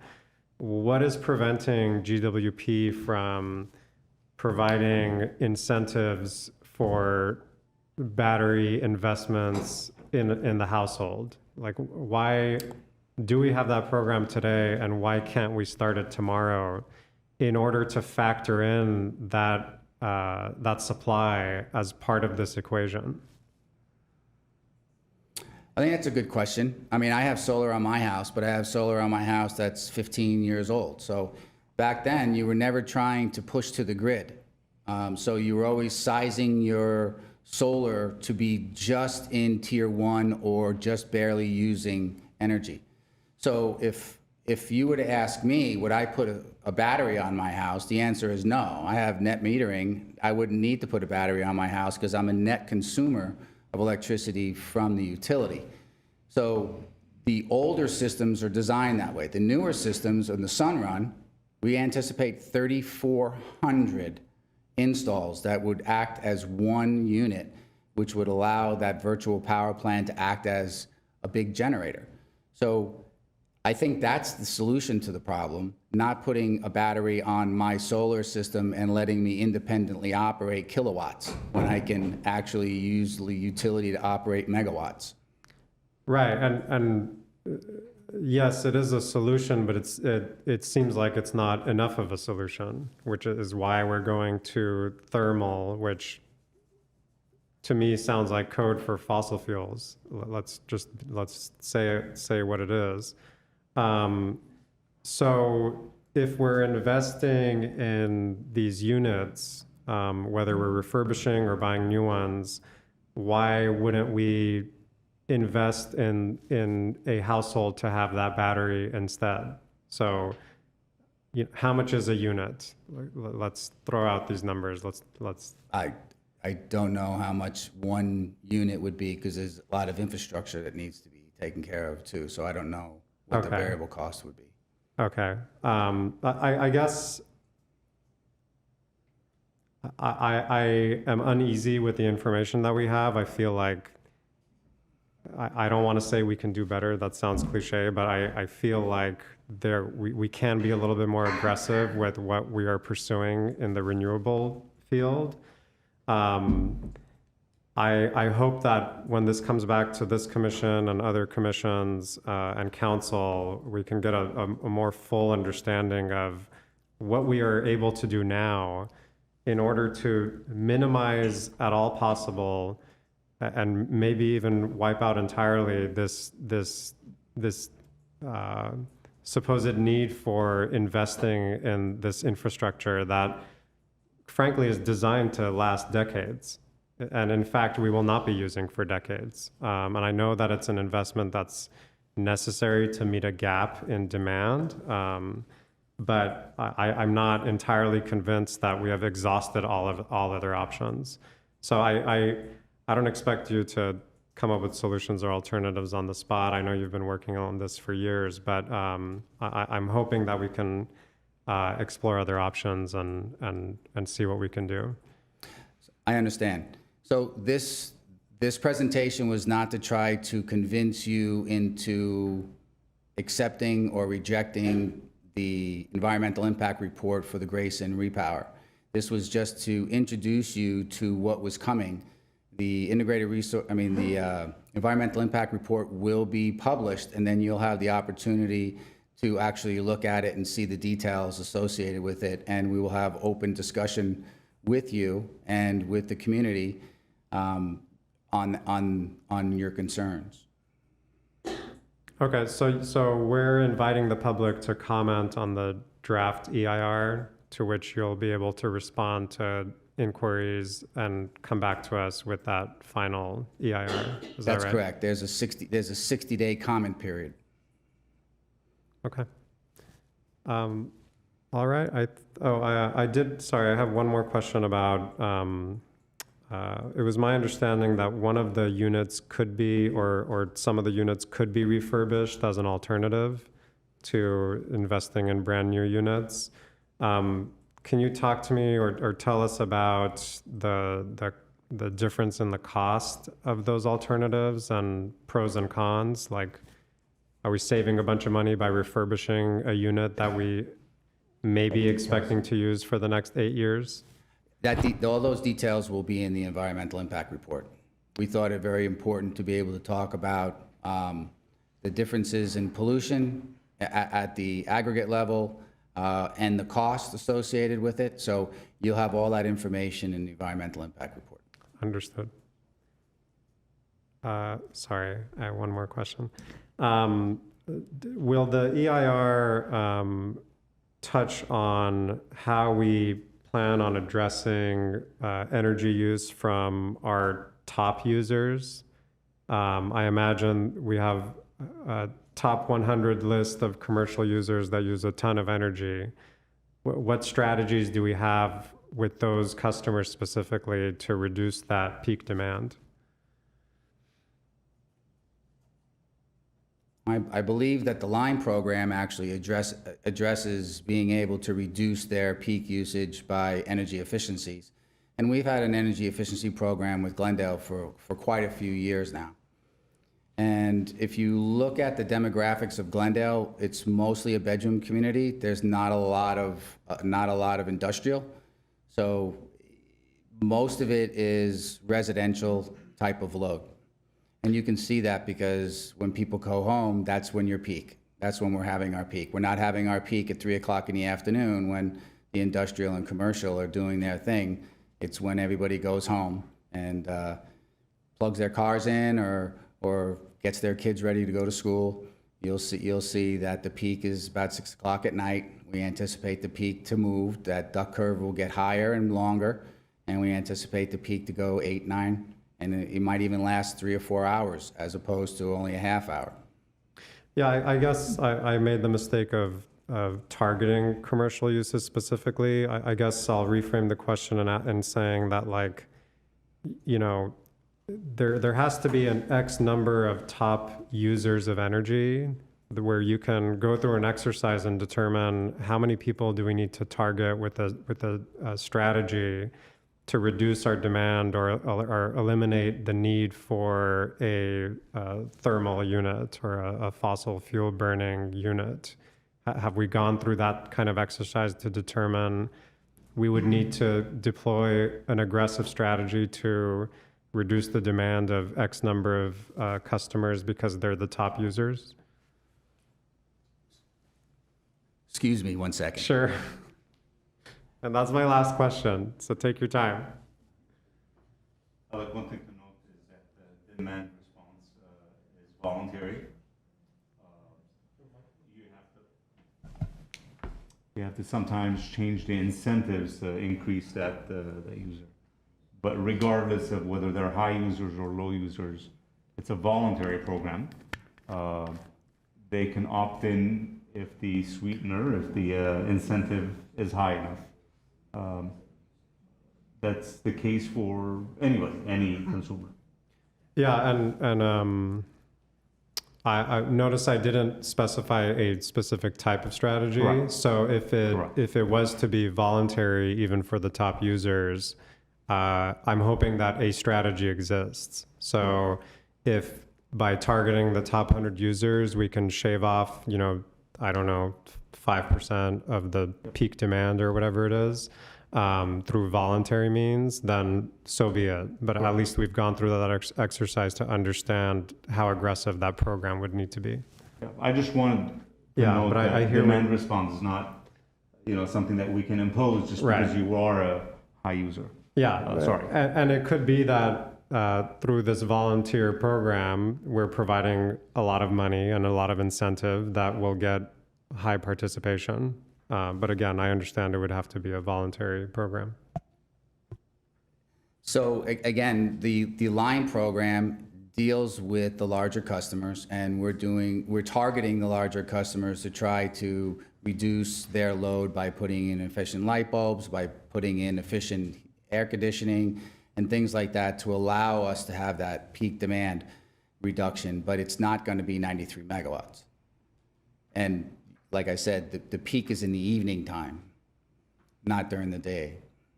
So we are looking into it. That was the strategy, to try to get the large customers to become more efficient, because that's the best bang for the buck. And that's what the line program is designed for. Okay, thank you. I look forward to reading more about that program. You did remind me by commenting about evening demand, though. One thing that's been on my mind for a long time now is our inability or our I'll say dragging our feet in converting our streetlights to LEDs. So I know that the city of Los Angeles did a full conversion maybe 8-9 years ago. I don't know what fraction of LEDs we're using for streetlights in the city of Glendale, but I know it's very low. So I would like for the city to be able to demonstrate to the community in any way possible that we are being efficient ourselves. So can you touch on the streetlight program and when we'll be able to tell the community that we have also done 100%? I don't know the percentage. I know that we have an active program and we get involved in the color of the light and how it's going to look and the shades associated with it. So there is a program, and I am relatively new as the general manager, so I couldn't tell you off the top of my head where we are with that percentage, but I will get back with you next time and let you know what kind of percentage we are with regard to streetlight conversion. That'd be great, because I started this conversation with Mr. Zern many years ago, and I remember that the program that allows for this conversion has very minimal staffing. The actual conversion to LED is very, very slow. So I'd like for you to be able to look at that and see how we can be a little bit more aggressive and move a little bit quicker. And eventually, as part of the climate action plan that we are tasked with helping develop, I would like to see that as part of GWP's profile. Like, we will have a conversion to 100% by X year. I'd like to see that type of commitment from Glendale Water and Power. So I'm looking forward to talking to you further about that. Okay, that's all that I have. One more. Sure. In terms of LEDs, I have to say over the last 5 years, the ROI on LED structures have come down. So it makes more sense today than it ever did. I live off of Rancho San Rafael, and the city was good enough to convert to LEDs streetlights several years ago, but there's a few stragglers that they forgot. I would help with my rinky-dink wrench and help out if it makes a difference. But there's stragglers here and there that we need to probably revisit. As far as the community is concerned, if there's one left, as far as they're concerned, it's not done yet. You might have replaced 99. There's one left. That's the eyesore for them. Well, I would definitely, if you could tell me where they are, I will definitely make sure that they're addressed. And I will also talk to the person in charge of the program to go ahead and take a look at that area. If it's a straggler here and there, I don't know why they wouldn't have just clear cut the whole thing and done every one of them and then moved to a different section. Okay.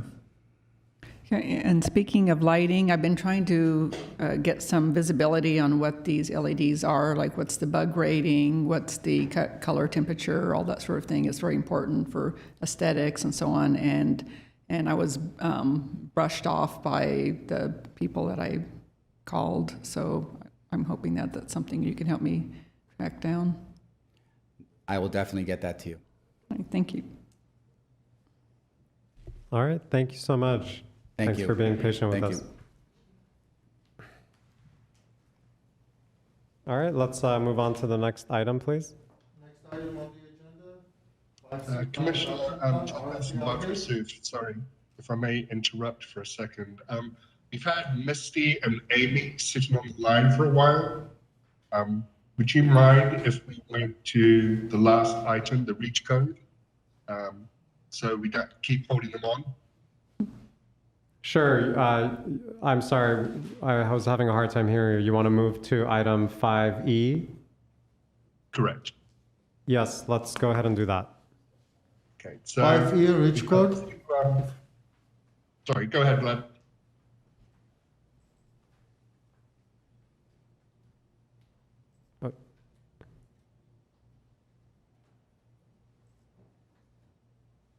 So we have Amy with us from the Building Decarbonization Coalition. And we also have Misty with us from the Local Energy Codes team. So I'm going to ask, Amy is going to talk a little bit about what's happening with reach codes in California in general. And then Steve will talk a little bit about some of the cost effectiveness studies that have been done for Glendale. And I will talk a little bit about our overall reach code program, what kind of, where we're looking to go with that. And so Vlad, if you could put that presentation down, and then we'll let Amy go first.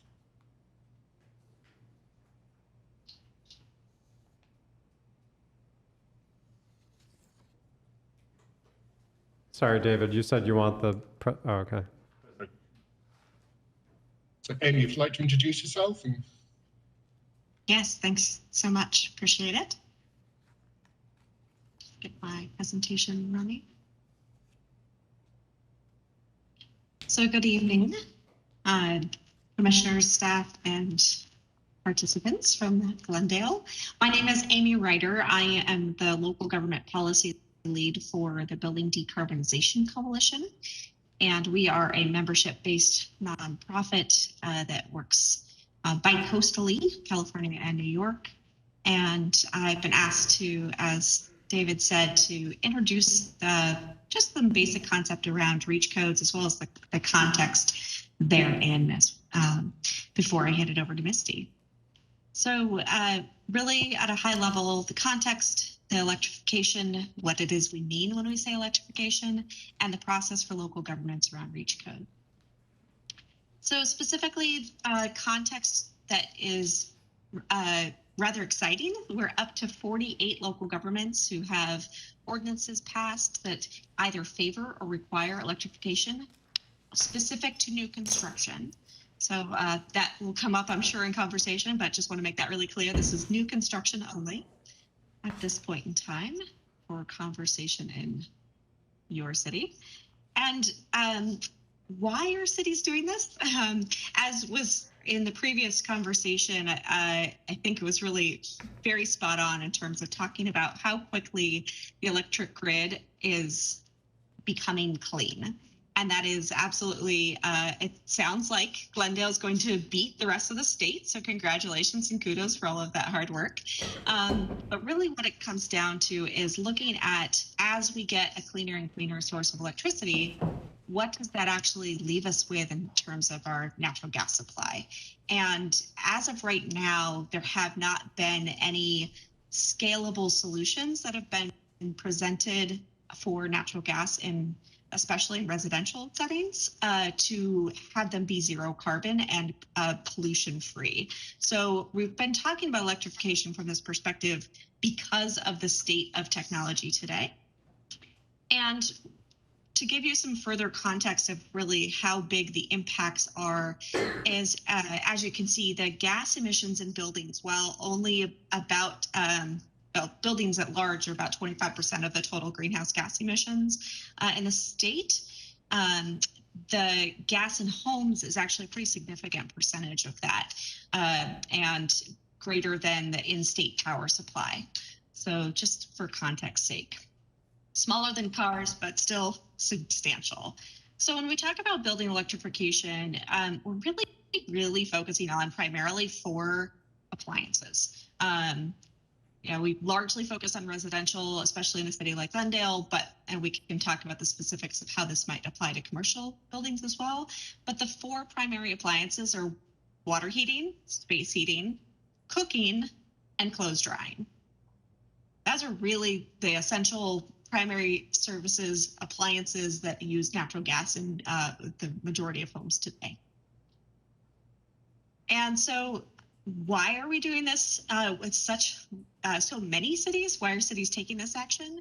Primarily, their motivation has been around greenhouse gas emissions, but there's all these other benefits. Having to do with initial cost, saving on construction, by not having to put the piping into the buildings in the first place, having very highly efficient electric equipment, and then solar and adding photovoltaics in particular as we said, through net metering or otherwise, really helps to even bolster the cost effectiveness of those high efficiency appliances.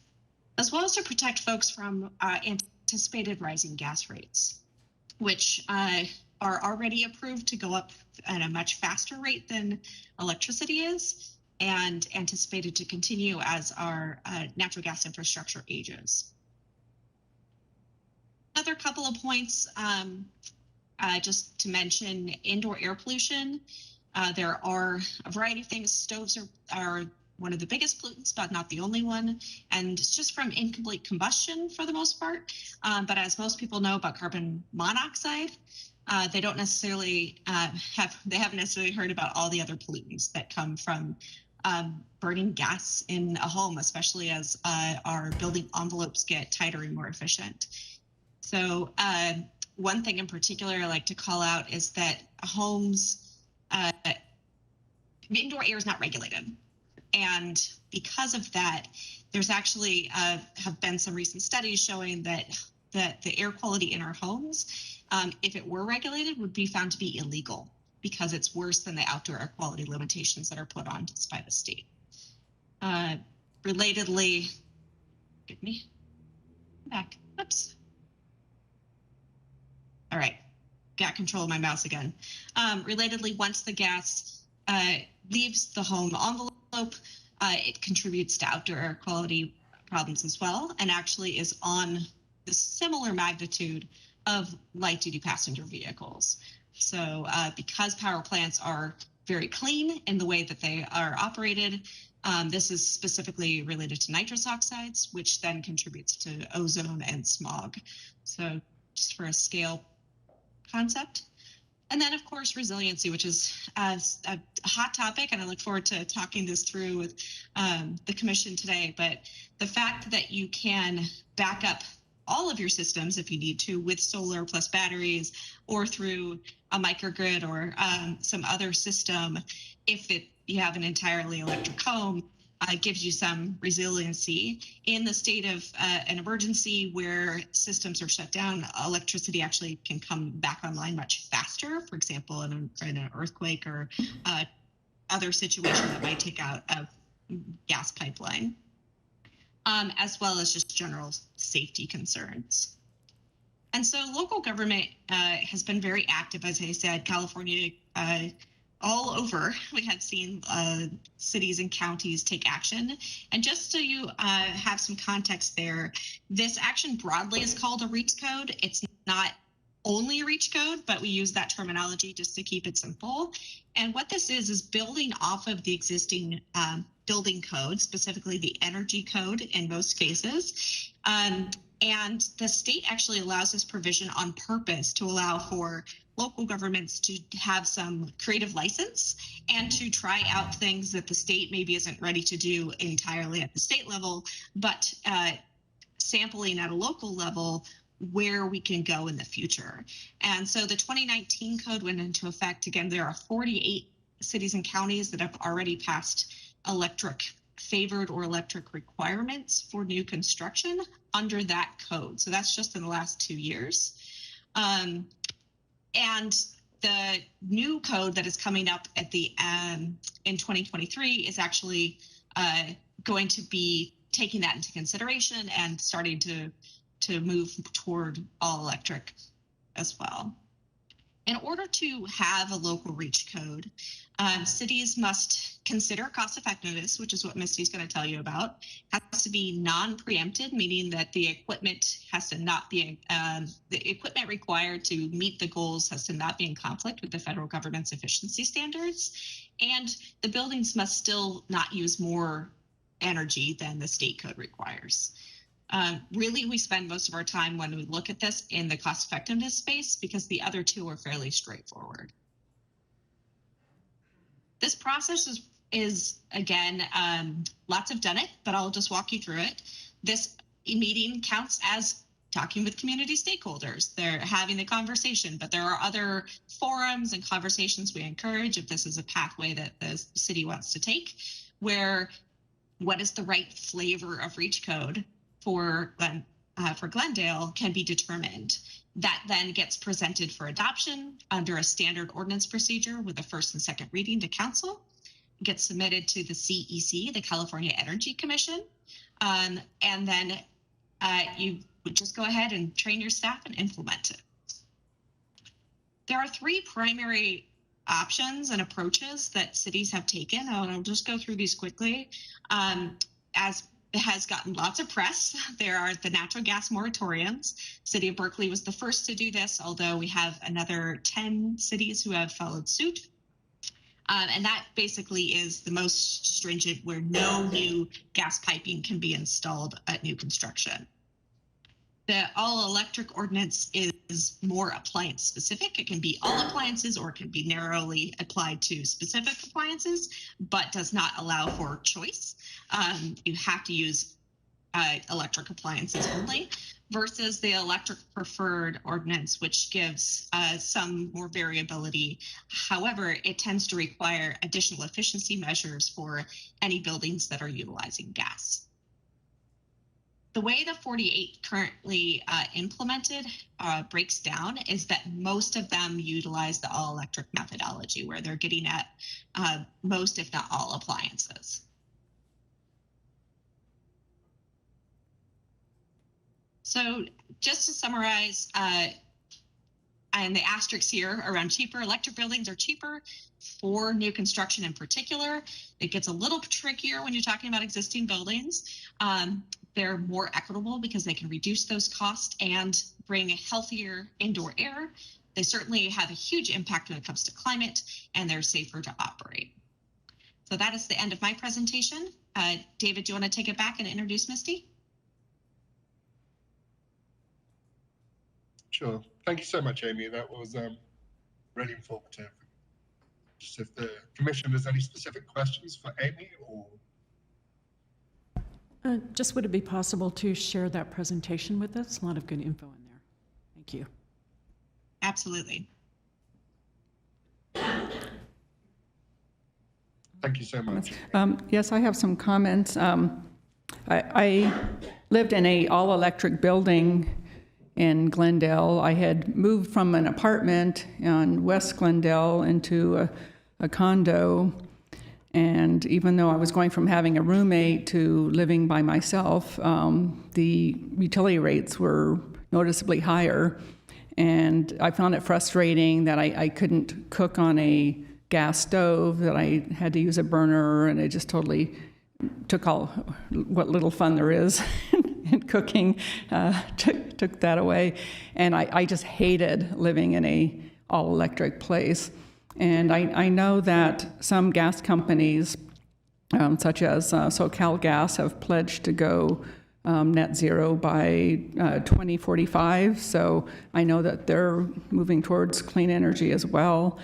And it just seems to me that the higher cost is being shifted from the building builder, who's saving money by not having to run all the additional pipe, but then they're saddling the occupants later with the higher energy costs, unless they are willing to invest in, very costly solar panels and so on. So I'm just not a huge fan of this, in case you haven't noticed. But and I also feel like people should have choices in their appliances. I really like having a gas dryer, and I think other people should have a choice of what type of dryer and stove and so on that they have. And so for me, it's not really a reach code, it's more like an overreach code.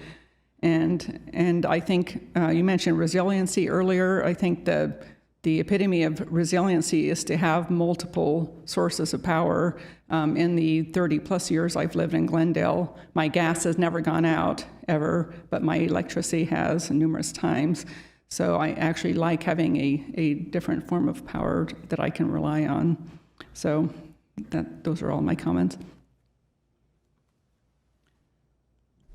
Any other comments? I had a quick question. There was a slide that you had up for the state energy code.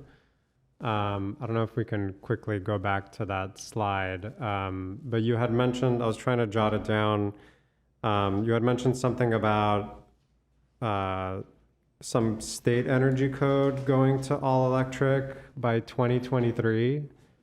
Can you elaborate on that a little bit more, or maybe clarify your point on that? It seemed to be redundant from, it seems to be redundant from the exercise we're now taking as a city.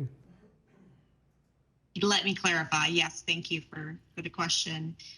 So the 2023 building code, the energy code specifically, will not require all electric. It hasn't been finalized, but it goes to vote next week. So I can speak to what is proposed at this time, which is starting to go towards all electric for specific types of appliances. Specifically, what's proposed for the residential code at this time is at least one of the either space heating or water heating appliances to be all electric for new construction after the 1st of 2023. So that is not quite the same. That is one specific appliance rather than some iteration of more than that. I see. So the 2023 proposal targets one appliance versus a proposed reach code for the city that would touch all appliances. Is that right? Potentially, yes. I mean, as the previous commissioner stated, there's not everyone always likes some of the options. However, I should clarify that the technologies that would be put into a new construction project are far superior, both in terms of efficiency and operating costs, which again, we'll get into more specifically. But there certainly has been some improvements in technology. I don't know what year the home was of which she was speaking, but we can certainly help to answer some questions on that front as well. Okay, and then thank you for clarifying. And then there was the other slide that mentioned the different approaches that a city could take to achieve similar policy objectives. It wasn't quite clear to me what the difference of those strategies were. So it seemed like they all achieved the same result, but the approach was different. Can you elaborate or clarify on that point just a little bit more, or maybe just revisit the slide for the public to absorb? Let me see if I can bring it up again. 1 second. So yeah, those are the general strategies. As a city, we'll probably look at something more specific, which suits us within these three options. Yeah, absolutely. One of the nice things about a reach code is it is done at a local level so that you can decide what works best for you. But just to clarify the options, the natural gas moratorium is actually a health and safety code that is longer lasting than a building code modification or an energy code modification specifically. And it specifically does not allow for the infrastructure to be installed. Whereas the all-electric ordinance targets specific appliances. And so it could be all appliances or it could be a subset of appliances. For example, I've seen many cities select all of space and all water heating to be all electric, and stoves being only addressed in certain housing types or something of that nature. So there's a lot of different variability and more conversations to come, I'm sure. Okay, thank you. And I think I do want to touch on some of the comments that were made earlier. I do know that you did say specifically that the rates for natural gas, for example, is going to exceed the rates for electricity. So this wouldn't be a scenario in which we are transferring the cost from the builder to the user over time if we anticipate those rates to be at a much sharper spike than electricity rates. Is that right? Well, and a lot of the initial operating costs it comes down to the efficiency of the equipment, frankly. Okay, and then I do want to highlight that, and if I'm understanding this correctly, let me know if I'm wrong, that this reach code, if the city was to pursue it, would really be only for new buildings. And in the context of our city, in the scheme of things, I think we learned in the previous presentation, there's something like 70,000 housing units in the city. Maybe a couple thousand will come anew in the next few years. So yes, those buildings in theory would be all electric, but nobody is forced into those buildings. You can choose to live in a building that is not all electric. And Frank, I mean, we can talk about this at a later time as we're talking about our climate action plan, but something like this, something like a REACH code, if we pursued this as a city, is really a small way in which we would be reducing our reliance on fossil fuels. You know, in the scheme of things, we still will have 70,000 housing units that are not all electric. So you know, it'd be interesting to see, you know, over 10 years post REACH adoption, what fraction of households are all electric. And I will venture to guess that it's going to be in the single digits in percentage. So I alluded to this earlier in a previous presentation. I'm hoping that we can pair something like a REACH code with, again, point of sale, point of purchase, where existing households that are going to be around for the next 100 years, 50 years, we want those households to eventually wean off of fossil fuels as well. So that's a little bit on a tangent. It supplements what you're presenting on. But I do want to highlight this idea that yes, we would be requiring new buildings to be all electric, but of course, a resident or a consumer always has the opportunity to live in a building that is not all electric. Please clarify if I misspoke or made any inaccurate statements, and if not, I'm done with my comments. No, those are great comments, Chair Bartrasuf. And as Amy said, that is something that we would want to look at internally as we potentially look at adopting a REACH code. Would retrofits be something that we want to look at? And if we were going to look at retrofits, what would that look at? So that is something that, as we go forward with this project, that would be potentially part of the discussion process. Sorry, just a quick procedural question. So it's come to us today as an information item. Is this item going to council as information? Is there an opportunity for this commission to make a formal recommendation? If not now, then when? Before council sees this item? So I was going to talk about that a little bit in my presentation, but I'll talk about it now. So yes, so there's going to be some next steps. We will go out, talk to the community, talk to the stakeholders about this in a bit more detail. And then we'd come back to the Sustainability Commission with a more in-depth staffed report with some recommendations, asking the Sustainability Commission to look at those recommendations. And once we've done that, then we'd go to City Council with a further report after the Commission's had a chance to look at it. So that's going to be next steps in this process. Great, thank you for that explanation. So we have a part B to this item? So yeah, I'd like to introduce Misty from our local energy codes team.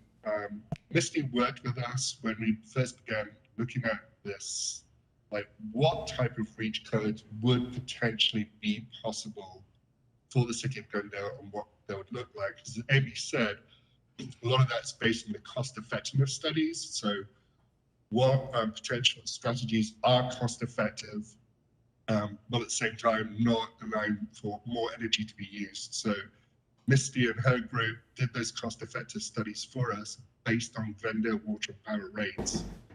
So I'd asked her just to briefly go over those studies and summarize the results. So Misty, if you're there. I am here. Can you hear me okay? Yes, we can hear you. Yes, thank you. Okay, just a moment. Let me get my screen going.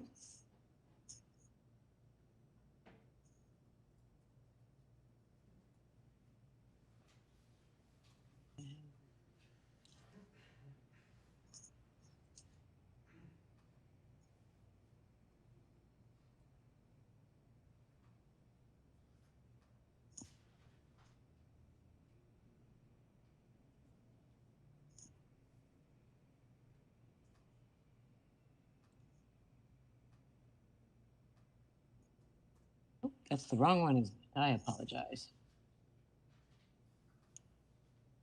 Swap those back. Doesn't want to swap for me. Okay, I'm afraid you're going to be stuck with my presenter view. I keep trying to swap them, but they will not swap out. I apologize for that.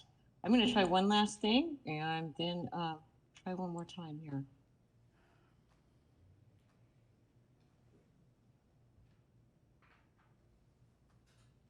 I think this should do it. There we go. My apologies for the delay. Good evening, Commissioners. My name is Misty Brucieri, and as David said, I am the statewide coordinator for the Statewide Codes and Standards REACH Code program. The program provides support to jurisdictions to help facilitate adopting an ordinance if for jurisdictions that wish to pursue that. Our team completed several analyses specific to Glendale using Glendale water and power rates. And David has asked me to review the results of those with you this evening. I'm going to begin with a very high-level review. Local ordinances that actually amend the energy code are required to be cost-effective, as Amy noted. Ordinances that amend other parts of the building code, however, are not. As well as the moratoriums, the gas moratoriums. There is no requirement for those to be cost-effective either. However, the economic impacts of these decisions remain really important. It's just not a legal requirement. And so, of course, irrespective of the path that you follow, it's important to consider those impacts. So we conduct these analyses generally on a statewide basis. And so the idea there is for us to streamline the analyses. They're fairly involved and rather expensive. And so by doing it on a statewide basis, we eliminate the need for each jurisdiction to go through that same process over and over again and do essentially very, very similar research repeatedly. And also, in addition to that, starting from a statewide basis provides a bit of a common core. And although each of the REACH codes are often customized to a specific jurisdiction, beginning from that common core is very helpful for the marketplace to make sure that we're all starting from the same place. Okay.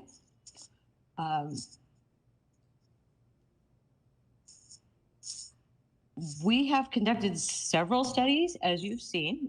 There are actually 9 different studies that have been completed. And when we do these on a statewide basis, we generally use the rates for the largest investor-owned utility in the area, which would be, in this case, it would be Southern California Edison rates. But we also offer custom analyses for jurisdictions that ask for it. And so because Glendale's rates are a little bit different than Edison's, we reran the studies, each of these studies, using the Glendale water and power rates to make sure that the results still supported an ordinance if you choose to move forward. As you can see, most of the focus here is certainly new construction. We have several different residential occupancies: low-rise residential, single-family and multifamily, mid-rise, high-rise residential, accessory dwelling units, and then also 3 non-residential occupancies, which we've looked at: medium offices, retail, and a small hotel. In addition, we have done analysis on existing homes. Only at this point, we've only completed the single-family version of that, and we are currently working on a low-rise multifamily version. By low-rise, I'm using the energy code definition, which is 3 stories or less. And so we're working on that now.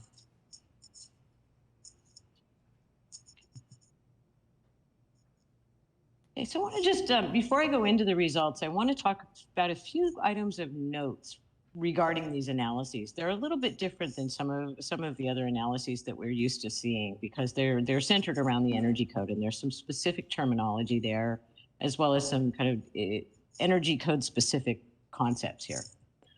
So all of the analyses include simulations and measure packages that are applied to both a mixed fuel design as well as an all-electric design.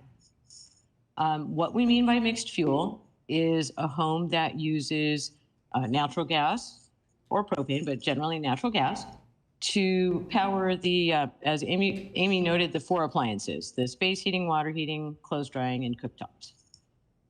An all-electric design switches those 4 over. Lastly, so we do individual analyses of each of those, and then we do a comparison of the 2. So we look at an all-electric design and compare that to a mixed fuel baseline, which is generally our current base.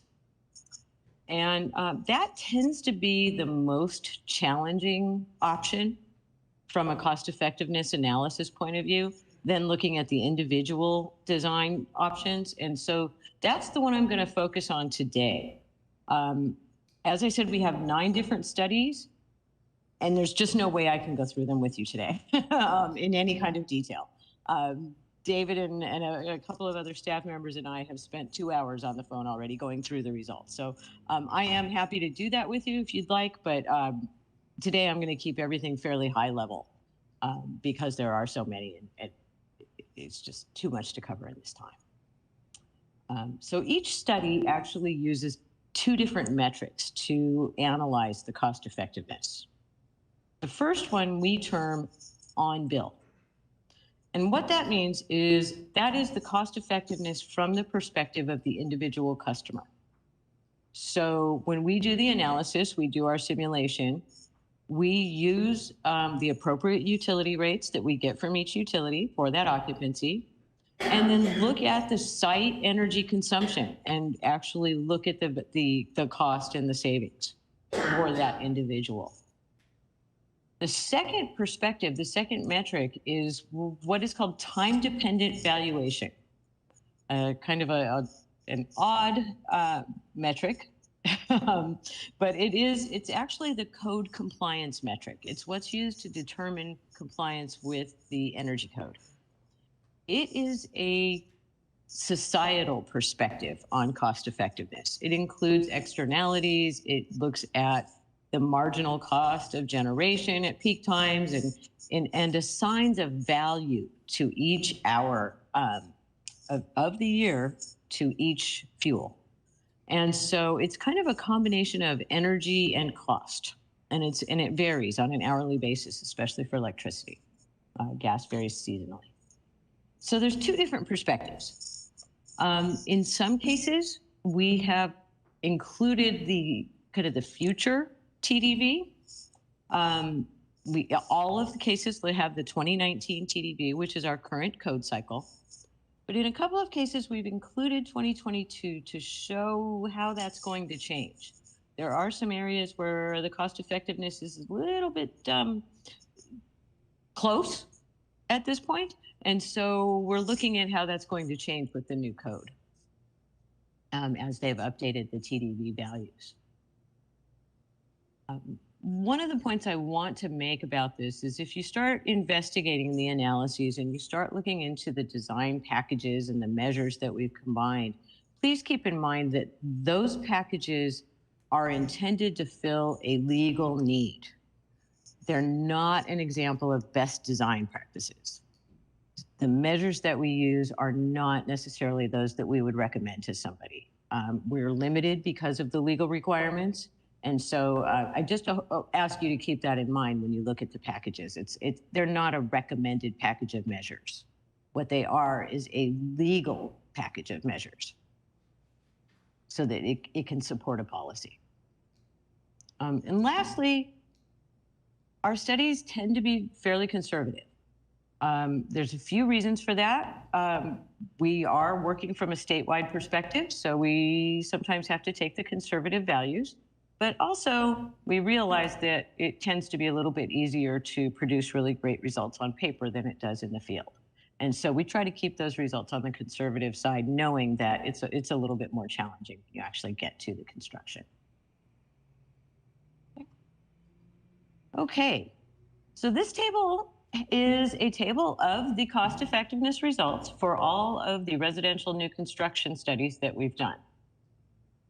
Now, by cost effectiveness, what we mean here is the ratio of the benefits to the costs associated with each package. The benefits usually are savings, operational savings, the savings from the utility bill based on improving the efficiency of the design. However, in some cases, we have had experience where the operating costs actually increase. So they may be a cost. Typically, it's the savings, though. The costs are usually the initial cost.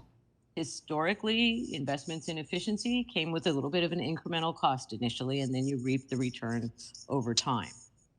When we're looking at electrification, though, as Amy pointed out, there are significant savings in the initial construction, both for the site, the gas infrastructure to get to the site, and then often within the building as well. And so the costs may be those initial costs, but those initial costs may actually be a savings as well. So just keep that in mind. But it is really, we're looking at the ratio of the two. And whatever those benefits and savings are, divided by the costs. Anything over a 1 would be a cost-effective design. The benefits would be greater than the cost. And I want to point out one of the things in this table here is some of these have what you see, this greater than 1 designation. We use that designation actually to indicate that that particular package is cost-effective on day 1. It's really more, probably an infinity symbol might be a little bit more accurate here. What it means is that there's cost savings, there's initial cost savings in the construction, as well as operational cost savings. So there's no cost at all. You're saving from day 1. Okay? So I'm not going to go through all of the results here. Again, like I said, each one of these studies has a multiple packages and simulation options that we can get into if you like. What I'm looking at here, though, is the comparison of an all-electric design versus a mixed fuel baseline. And what you can see is in each case, we have found a cost-effective option. The requirement in order to pass an ordinance is that the ordinance be cost-effective using either of these metrics. It does not have to be cost-effective for both. Okay, so in some cases you can see, for example, in ADUs, under 2019 TDV, it doesn't quite make it, but from the customer's perspective, it is very cost-effective. The 2022 TDV actually will value decarbonization more, and it actually works out to be cost-effective here under 2022. So as we move forward from a code perspective and a societal perspective, it's cost-effective from day 1. One other that I'd like to point out here is in the high-rise multifamily building, using the most common hot water heating equipment, a central heat pump water heating system, we were not able to identify a cost-effective design at this time. There's a lot of reasons for that that are not actually related to the equipment, but more related to the software and the compliance software constraints. Under 2019, the design is at 0.9. However, we note that with a very, very small addition of PV to each dwelling unit, the cost effectiveness immediately jumps over one, and you have a very comfortable margin there. This is really a very small system. Like if you had a 100-unit building, that would only be a 10 kW system, which is very small.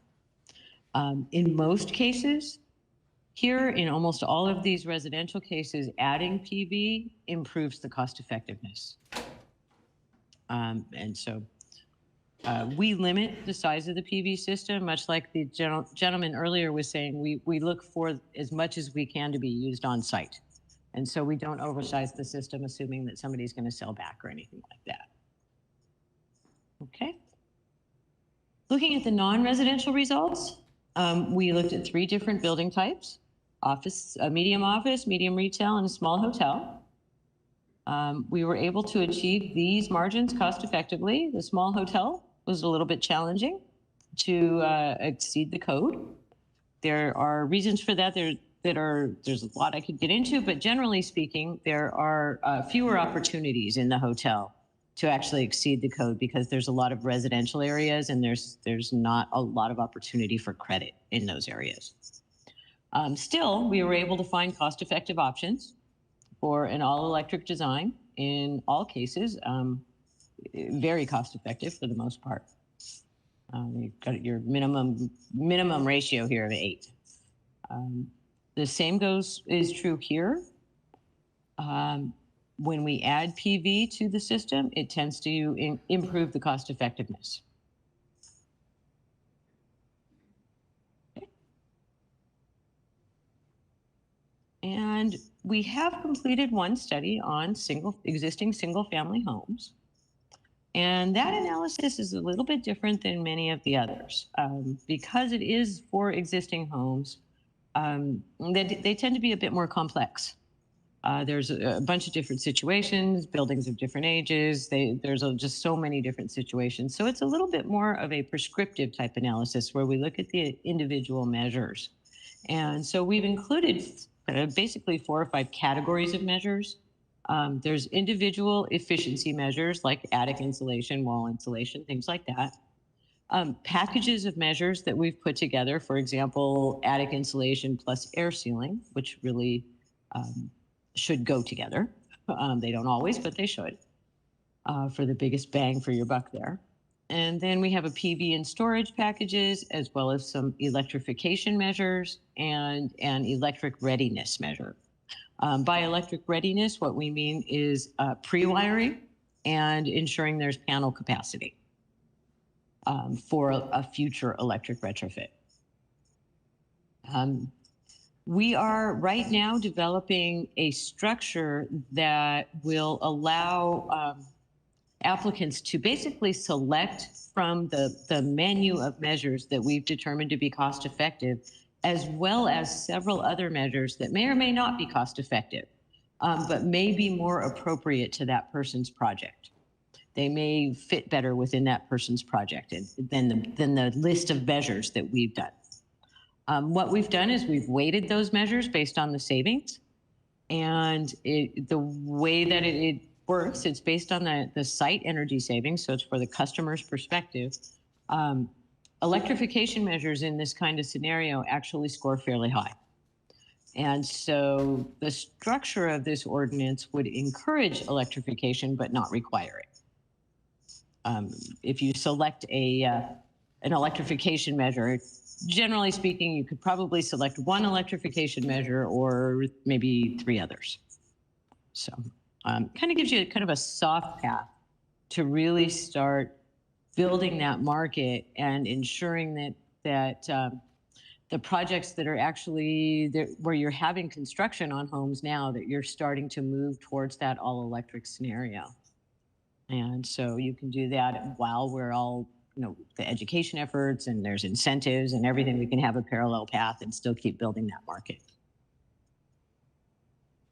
Okay. So the studies support all of the approaches Amy talked about: the electric preferred approach, the all-electric, or a gas moratorium. There are no restrictions. The studies don't present any constraints for you. We do have cost-effective options for all of the occupancies we analyzed. And just, this is a bit of a repeat, but that is only required if you choose the all-electric or electric preferred option.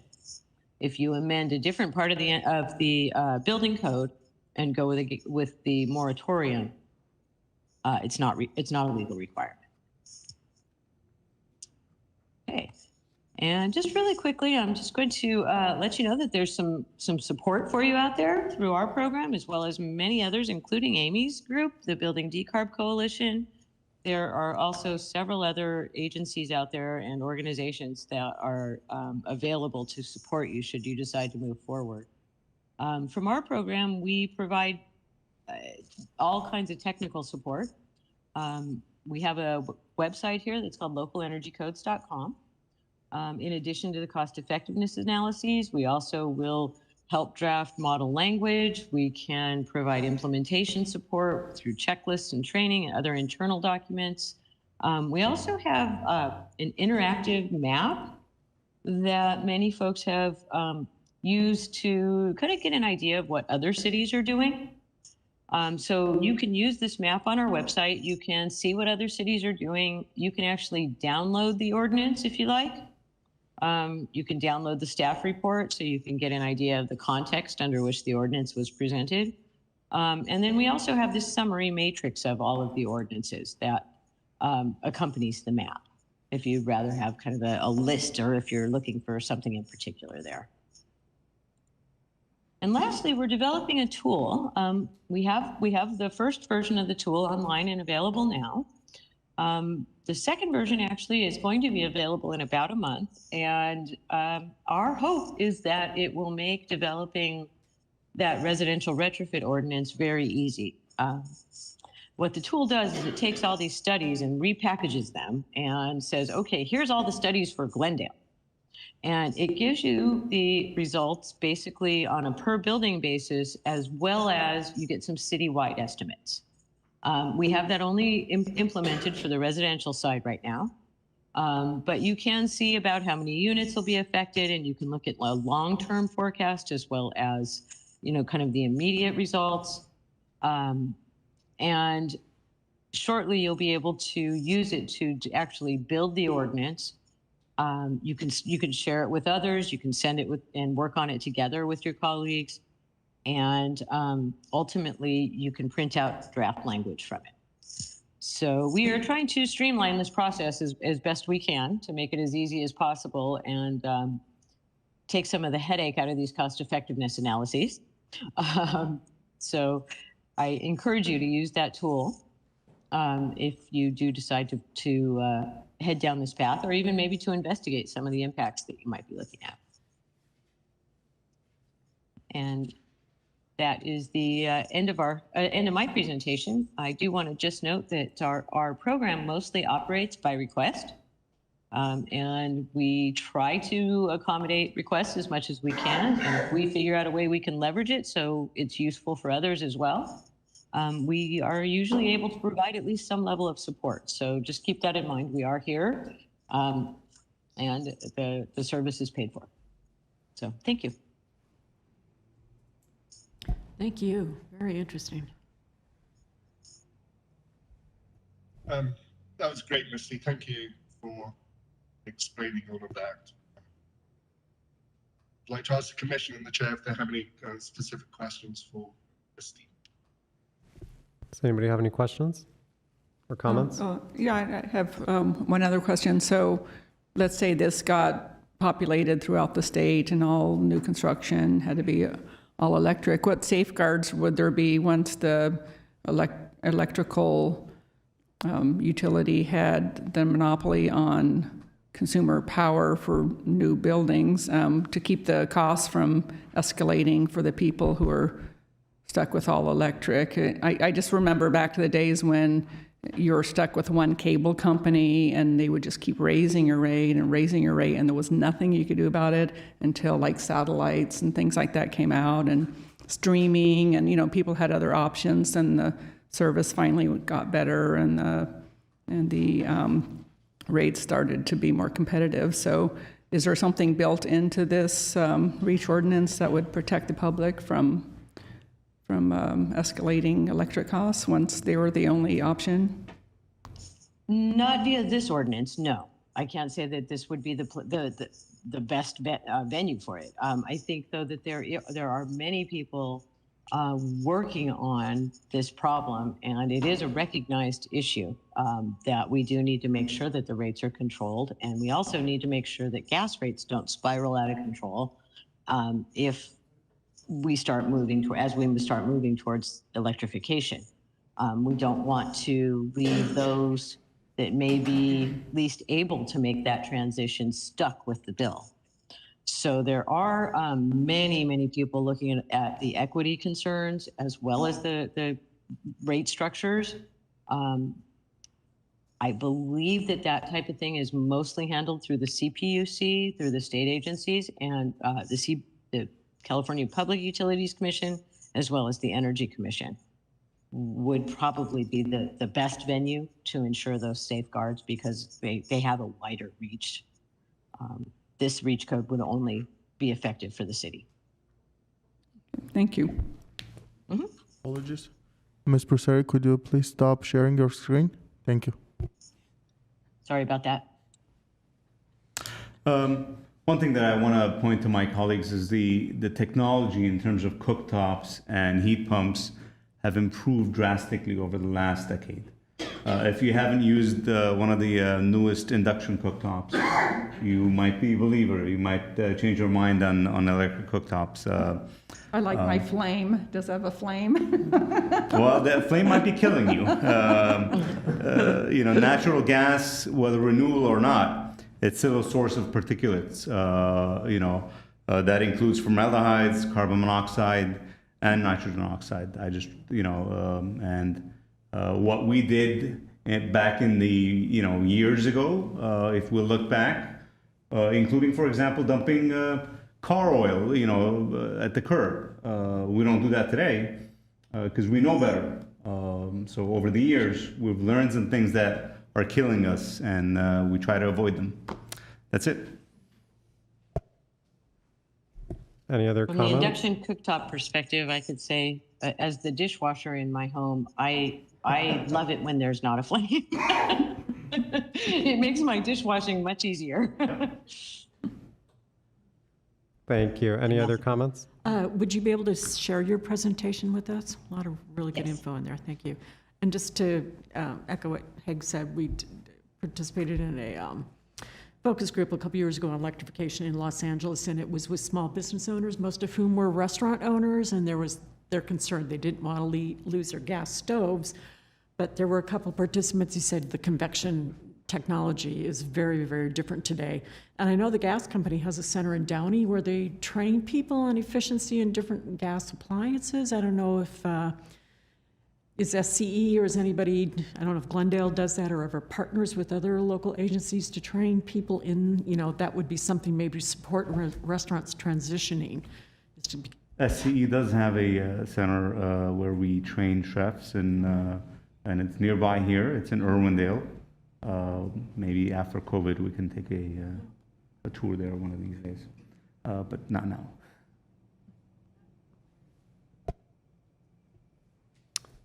All right. Any other questions or comments? I just had a quick question. So I noticed how you had 3 separate options like electric preferred, all electric, and gas moratorium. Would it be possible to maybe approach it through a phased approach? So it's like first electric preferred, maybe with a couple incentives in the beginning, and then we start to go a bit more intense with all electric, and then finally after a couple years or a decade, like gas moratorium comes into play, and then we could sort of separate those out and try out how each one would affect the community and the city as a whole. Absolutely. As a matter of fact, Berkeley took a similar approach. They called it their belts and suspenders approach. They originally passed an electric preferred reach code, and then they passed the moratorium. And the reason they did that is that the electric preferred reach code will become effective and catch permit applicants from now forward. And then the moratorium actually allows those projects that have their land use entitlement and their initial approvals in place to move forward so that they don't pull the rug out from under anybody or anything like that, and gives them and has given them some time to educate their community and to educate the builders and get them ready. So they actually did both approaches at the same time, just for that reason. Okay, and did they have any incentive programs by any chance, by people who choose to proactively pursue this first and then maybe can start to influence their neighbors and their friends and families? Amy, I saw you nod. Are you aware of the incentive program? I'm not aware. I'm sorry, I don't know the details on that. Yeah, I can speak to the lack of incentive programs. So there weren't any new construction incentive programs at the time, and there are not any that I'm aware of that are not related to some level of fire rebuild. There definitely are fire rebuild incentives for going all electric, but none that are just for entirely new building starts. There are lots of incentives in most parts of the state, and increasingly so, that are coming available for existing buildings. And there is funding already that is coming forward later this year, probably not until the end of the year, for new construction as well, that are incentive dollars that have already been approved by the state. But there were not any at the time that Berkeley passed their ordinance in 2019. I will also just share some color. The early 2019 adopting cities, many more of them went with electric preferred as the option. And more and more cities, as we've gotten experience, actually went further toward all electric. And a handful of the cities who originally adopted electric preferred have already come back less than a year and a half later and gone to all electric with their reach codes. So absolutely you can build in automatic places to level up, if you will, but you can also start with something that you're comfortable with and change your mind later. Perfect, thank you. And I'd just like to ask the commission to see if they can consider that when we talk more about these different approaches. And yeah, thank you. Thank you. I want to thank, any other comments? Okay, I want to thank the presenters again, Amy and Misty. I also want to note, Misty, I noticed your imagery coming from the city of Capitola. I went to school in Santa Cruz, and I love that row of colorful homes in Capitola. I think I have I want to go back to the procedural question to David. In my mind, as I alluded to earlier, this seems like this is the least that the city can do, just considering the number of new units that would be coming in the coming years as a fraction of our total housing stock. How quickly is the process that you described earlier moving forward here in the city? So when do we anticipate community outreach and the item coming to the commission for a formal recommendation to council? And that's a very good question, because this was first brought to City Council back in September of last year. So we have been a little bit behind. So it is a priority item for us and for me. So hopefully we'll do the outreach in the next 4 weeks, 5 weeks. Do a further staff report outlining the options: all electric, electric preferred, gas moratorium, as to what Henry said too, some of the incentives that are out there. So I would say realistically, probably the October Sustainability Commission meetings, where we can come back with a more full report. Okay, so the outreach is being done in-house by city staff, or is that being done by a consultant? We hope to get a consultant to help us with that. Okay. And knowing what We I haven't know of, selected the consultant yet. oh, okay. So you think we'll be able to move with that accelerated timeline, given that you don't have a consultant on board as of right now? That is our anticipation, yes, because we are Great. behind the 8 ball on this. Great. Lightning speed. I like hearing that. Okay. I don't have any further questions. Shall we move on to the next item? Thank you. Thank you all for that information. Okay, so the next item is going to be talking about the Climate Action Plan, RFP. I'm going to try and share my screen, and if it doesn't work, I'll ask Vlad to share.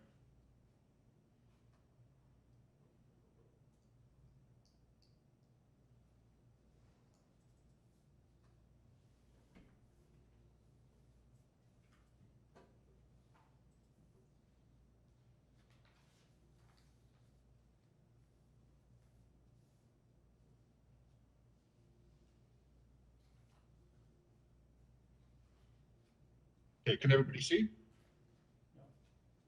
Yes. Okay, perfect. So as mentioned in the commission meeting, was that the last month or the month before, we mentioned that we're preparing an RFP, a request for proposal for the Climate Action Plan. And the purpose of today's presentation is just to outline with the commission the items that we're thinking of including in the request for proposal, and to hear of any additional items which the commission feels that we should look at as we develop the proposal. So the request for proposal, this is our first outing with this. We are still writing up the RFP in its entirety. After speaking with the commission, we'll be going to our internal sustainability working group, showing them the request for proposal, getting feedback from you and from them, and then finalizing the request for proposal, which we will then hope to go out. So obviously our goal is to develop an adaptation plan, a climate action and adaptation plan. So they want it to be forward-thinking, transformative, engaging, and as you know, the commission recommended to the city council that we sign up for the Race to Zero initiative. So from that, we have a 2030 goal that'll be part of that initiative, and obviously looking to get to carbon neutrality as soon as possible. These goals are by no means what the climate action plan will end out with, but this is just like the furthest that we want to look at it to. Another key thing and the goal of the climate action plan is that it's presented in a format that is visually appealing and easy to understand and can be looked at on lots of different platforms, so people can interact with it, really see what we're trying to do with our climate action plan as an organization, and provide us feedback as we're going through this process. So the scope of services is roughly 10 scope of services that we're going to ask the consultant to help us with as we develop this climate action plan, and I'll briefly run through these now. So obviously project management, self-explanatory, ask the consultants to be the main project manager of this process, to them to coordinate meetings between staff, Sustainability Commission, other commissions, city councils, and to make sure that throughout this whole process, there is constant communication with city staff. I feel that this is obviously vitally important as we go forward with this task. One of the key tasks and the tasks that we want the consultants to spend the most amount of time on is obviously community engagement and education. And then looking at this, we want the consultant to do a couple of things. We don't want them just to go straight into the community and say, what do you want Glendale to have in its climate action adaptation plan? As part of the stakeholder engagement, we want the consultants to educate the community on climate action mitigation strategies and adaptation programs, what they mean. So we feel that is necessary. So when we do begin to have that community dialogue, there is a basis of information out there from which the community can engage with the stakeholder, with the consultants, with us in that dialogue. And another thing we really want to do, we'd like the consultant to do in the community engagement and education, is to develop a community engagement dashboard. And that'll serve two purposes. One purpose will be to allow the community to talk to us, talk to the consultants, and have that communication. But also, as we go through the climate action adaptation planning process and development process, there is a way for the community to watch our progress as we go through this. And then once the climate adaptation plan has been drafted and adopted, the dashboard would then translate into tracking our performance and allowing the community to look as we implement the plan going forward. So we think that's a critical component that we'd like the consultant to help us with. I know equity is a key issue for the Sustainability Commission. It is for me too, and making sure that we do engage all the residents of Glendale in this process, but more than that, once we understand what the mitigations and adaptation plans will be, how they'll impact the different parts of our community. So we are currently working with our innovation and performance team within the city to research this area, and we would like to come back to the Commission with a more in-depth presentation on what we mean regarding equity and climate change and how that will reflect itself in this plan going forward. But we know it's a high priority, and as I said, we're doing a lot of research on this area right now. And then we move into some of the more generic tasks that come part of developing the climate action and adaptation plan. So we're going to ask the consultant to review the 3 greenhouse gas inventories associated with the city, obviously do the data gathering for the upcoming, for the 2020 inventory, which will be. But we also want, as part of this process, for the consultant to undertake an emissions contribution analysis. What we mean by this is we want to try and see if from 2005 through 2009 through 2015, if there's been a different driver of emission sources within the city. So we think that's important data and information that we need to have as we start planning and going forward what our potential mitigation strategies will be. Obviously, we're going to use the Global Protocol for Community Scale Emissions. We're going to want them to develop the 2020 inventory. And then also, we're going to ask the consultant to provide us what would the cost be and how long it would take to do a consumption-based inventory. As you well know, a greenhouse gas inventory looks at sector emissions. So what emissions from transportation, what emissions from energy use.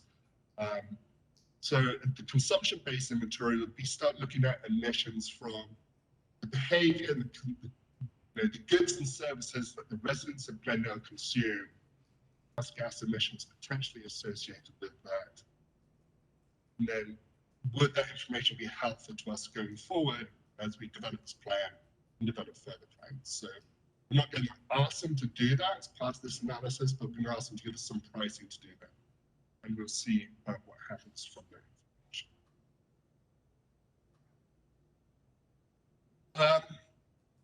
So obviously the next task then will be to develop greenhouse gas emissions forecasts against business as usual scenarios by the wedge analysis that you're all very familiar with in greenhouse gas inventories. And then obviously what is going to be the future of any state laws, policies and programs, what impact that would have on emissions.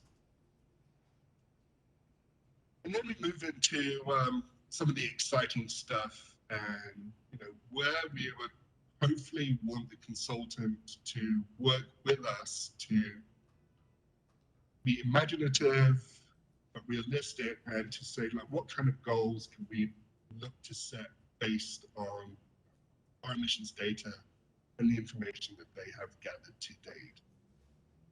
So as I said, we want activity to be realistic but also aspirational.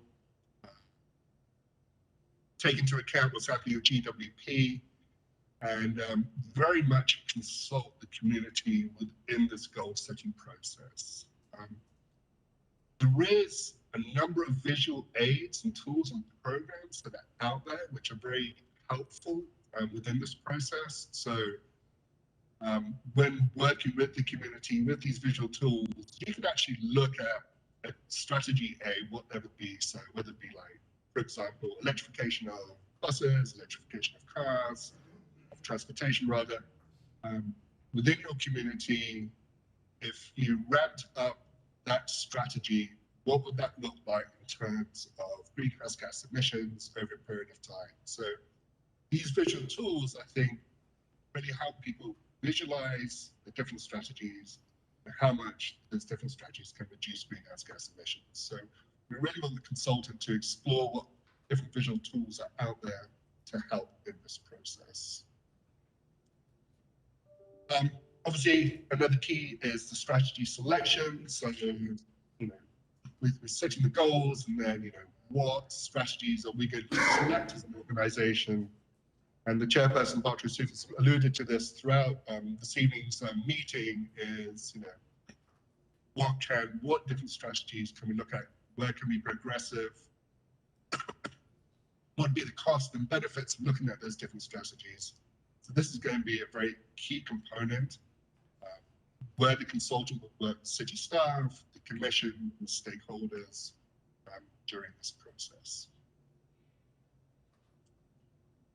Another key thing too is, you know, we're very cognizant of the fact that as we go through developing this plan, we want to be able to identify if there's any potential weaknesses and how the plan will be implemented within the organization, and for the consultant to help us to work to overcome any of those potential weaknesses as we do that. And obviously, you know, as we're looking at these different strategies that we can potentially look to employ, that we develop through this process, you know, what innovative financing opportunities are out there that we can begin to look at as an organization to begin to deploy these strategies. So this is another key aspect that we want the consultant to look at as we're going through this process, and obviously to develop an implementation plan so which we can follow and to make sure that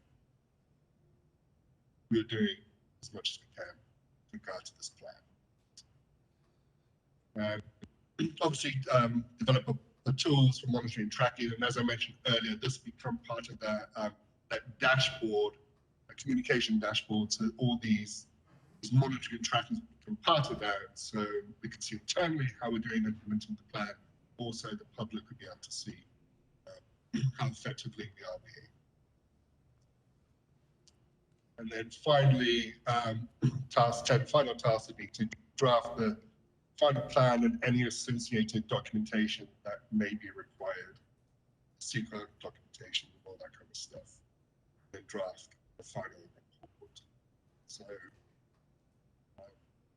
those, see if I can stop sharing.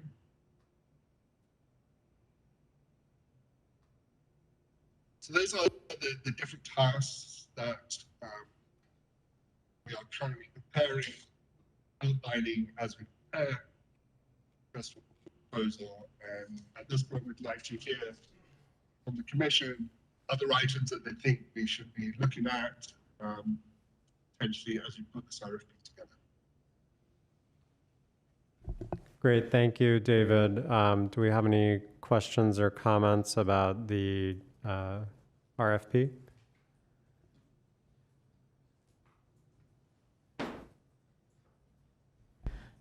Not right now. May have to come back with some later as I try to absorb this a little more, digest it. Thank you, David.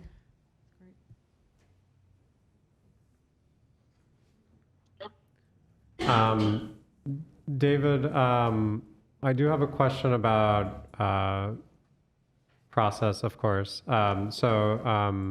This is a draft RFP. When do you anticipate finalizing and having it go out? Well, we're writing it now. It should go in front of the Sustainability Working Group at their next meeting, which will be next month, to get their review. We'd like to give staff, internal staff, at least 6 weeks to review it and circulate it within their departments, and then come back. So it's going to be towards the end of the year. Okay, and do you, I assume there's going to be some kind of selection committee for reviewing these proposals when they come in? Yes, I will. I know it wouldn't be appropriate for this commission to be on that committee, but can one of us or two of us participate in that process just to ensure that somebody from the community is involved and is able to chime in on which consultant the city will be selecting? I don't see any reason why not. I think the point is to have the commission very involved throughout this whole process. Okay, I say that because the framework that you've developed for the RFP is strong. I'm very curious as to what types of engagement and outreach strategies that the consultant is going to deploy. There are very robust ways of doing outreach that are proactive and in the community and robust, and there are ways that can happen that are not so engaging. So I do have concerns and would look to see how strong the consultant would be for that specific task. And very much interested in seeing what their approach is going to be for task 6, goal setting, and the next task, strategy selection. So it's the framework is there. I'm more curious to see what results we'll get from the consultants. So I'm looking forward to that personally. And hopefully they'll be able to get out into the community. You don't have to do it virtually. I think it's vitally important as we do this. Yeah, and one example I can think of is I know, having been involved in the pedestrian plan, they did do a lot of things outside of the typical community meeting platform where they did walk audits. They went to specific locations within communities and engaged people on the streets. To really demonstrate, what it's like to cross a street that's not safe, for example, or could be made safer.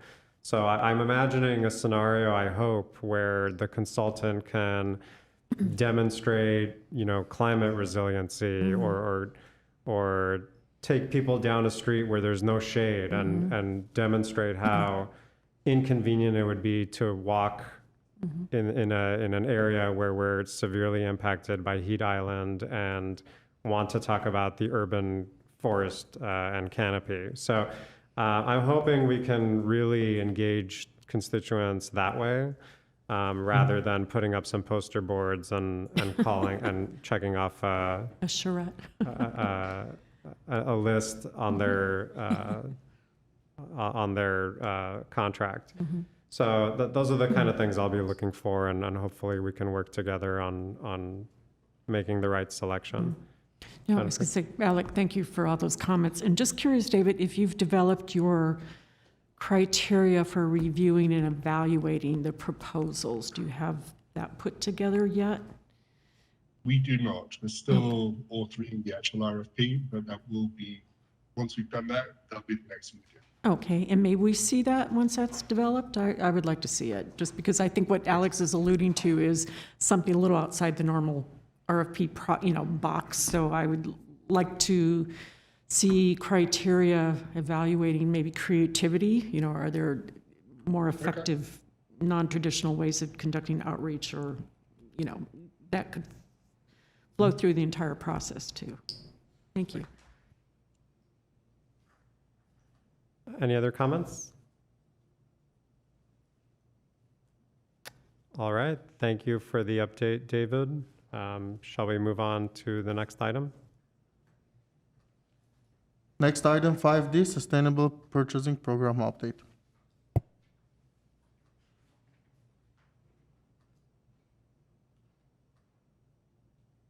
To share my screen again.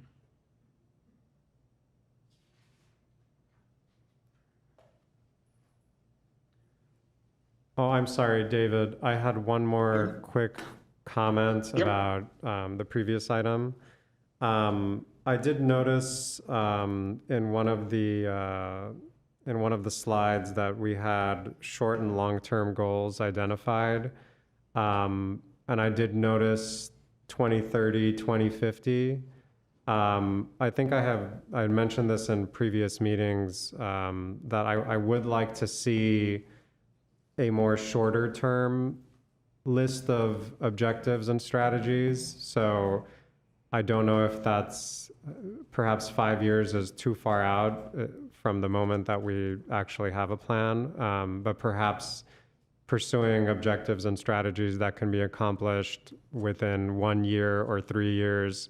I think it's important for the city to be able to identify which of those low-hanging fruit strategies can be accomplished and not only look to 2030, which seems forever from now if we're talking about implementing climate change strategies, or I should say climate catastrophe is the new term.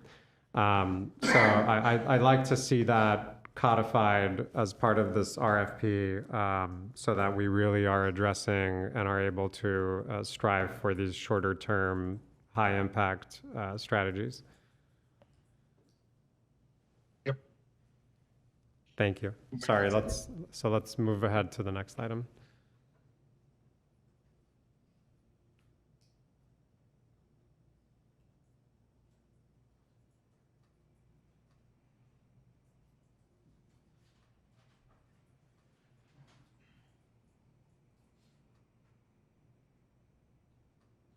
So Commissioner Pinkerton had asked us to share where we were with sustainable preferable purchasing program.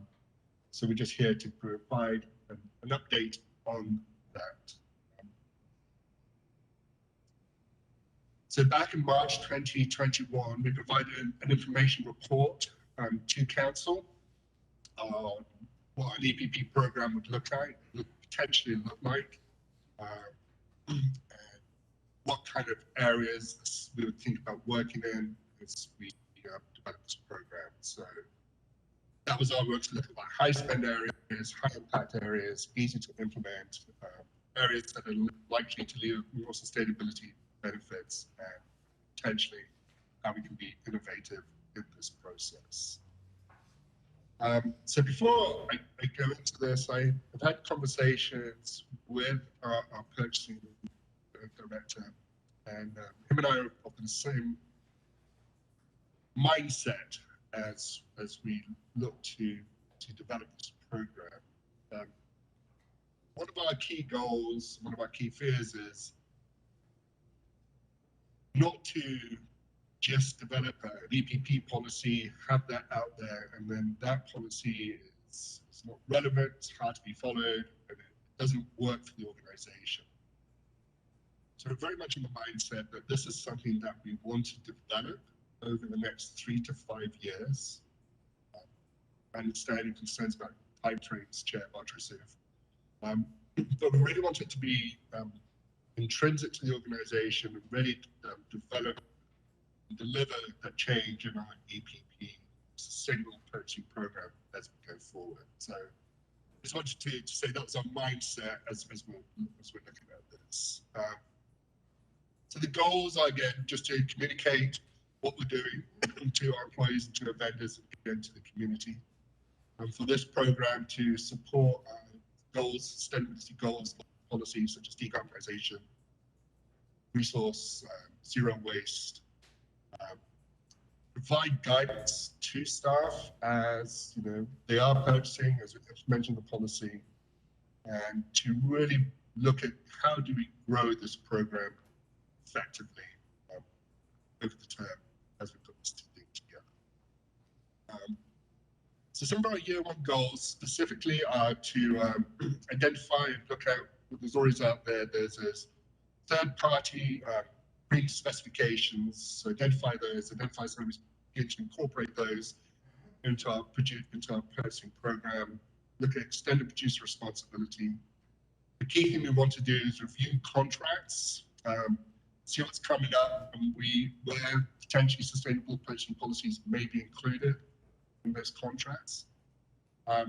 With our office supply vendors, we look to specify a default green option.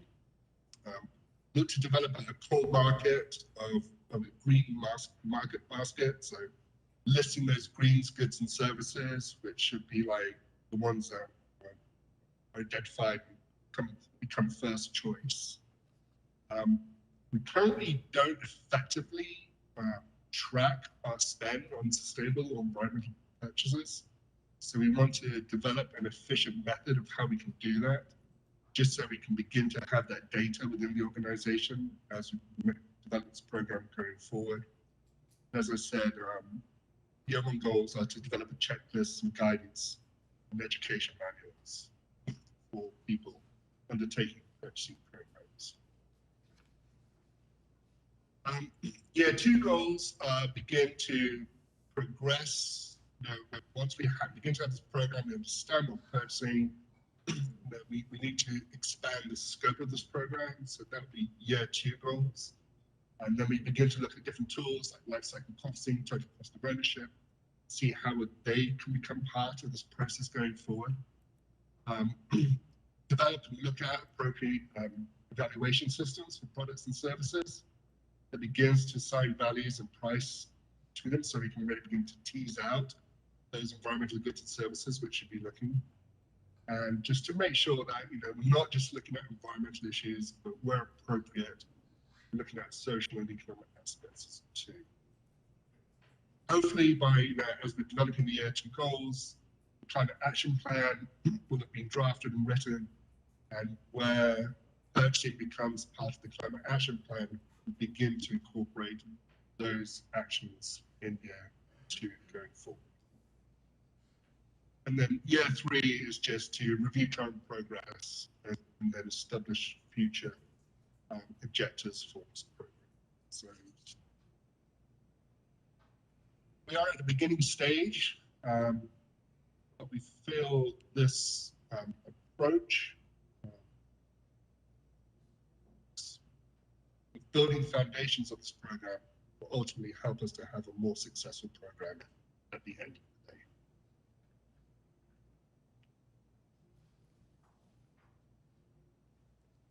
And that's what I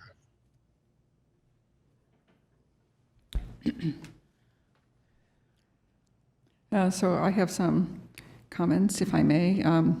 Being a professional specifier, I see the word specification get thrown around a lot and frequently used in unusual ways. But so going to that page 3 from the report where they talk about the goals for year one, and there's a list of, you know, A through G.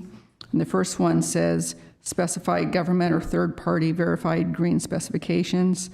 By that, do you mean that we would require that the EPDs for the products that are being purchased are third-party verified? Is that what you're trying to say? Oh, we just lost him.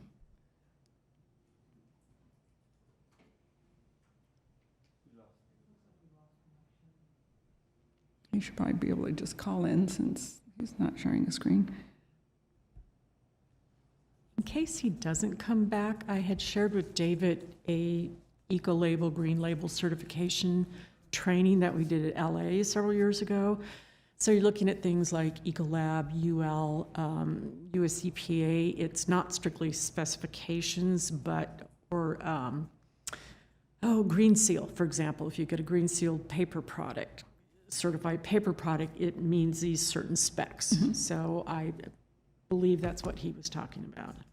Yeah, but that's not how, what is written here is they're asking that the specifications be green when really they mean the product data needs to be verifiable that it's green.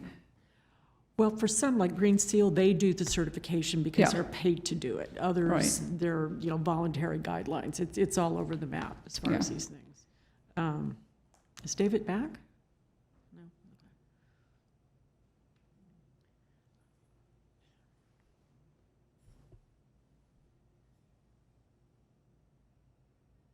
I wonder if David can hear us. Probably not. Yeah, why don't we wait a minute Yeah. or two? Yeah. Yeah, his battery probably died on his computer as the meetings run so long.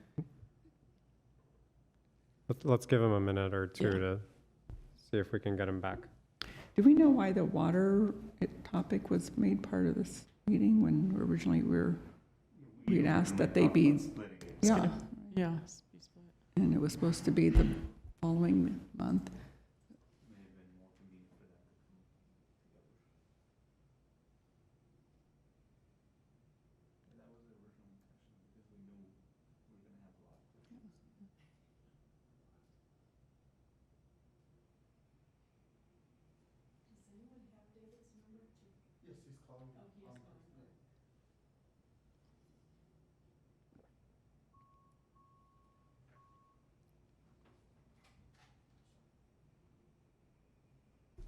Just so the public knows what's going on, we're waiting to get David back online. Thanks for being patient with us.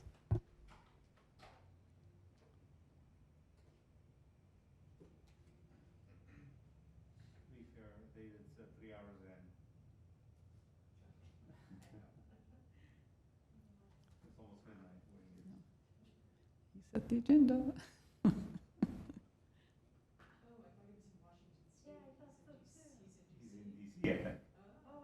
Washington State? Yeah.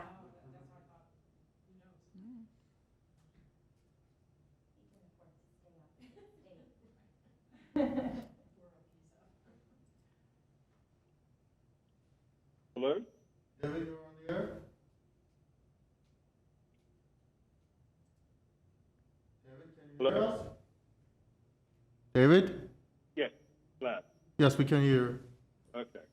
I apologize about that. I guess the Wi-Fi's gone down or something's gone down.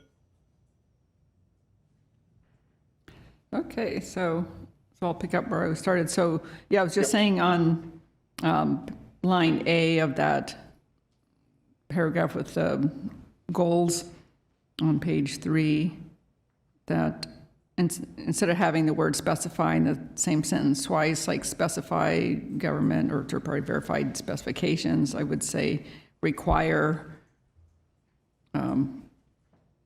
EPDs be third-party verifiable or certified, but. Yep.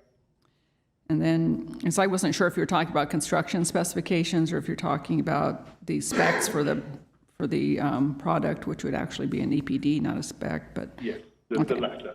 Okay, so, and then on the second one, where it says extended producer responsibilities, I would put a verb there, say include, extended producer responsibilities in the specifications or the whatever requirements documents are going out. Okay. And then for the then on C, where it says review contracts to see what is coming up, where sustainable purchasing may be included. That should be done before the contracts go out, assuming that these are contracts that would have specifications with them. So it's a little bit too late if there's a contract and then someone looks at it to see if there's sustainability opportunities, that should be at the outset, like maybe in the RFP, or maybe they're looking at the project pipeline to see what opportunities are, like can they put solar on that project or something like that. But it needs to be something that's done from the moment someone thinks there's going to be a project, not when there's a contract and, that's gone out or something. Okay. Yep. And because then those green things, ideas can be implemented much more efficiently. And for the office supply vendors, default green option is fine. A lot of them are starting to do that already. I know like Office Max, they have little symbols and things.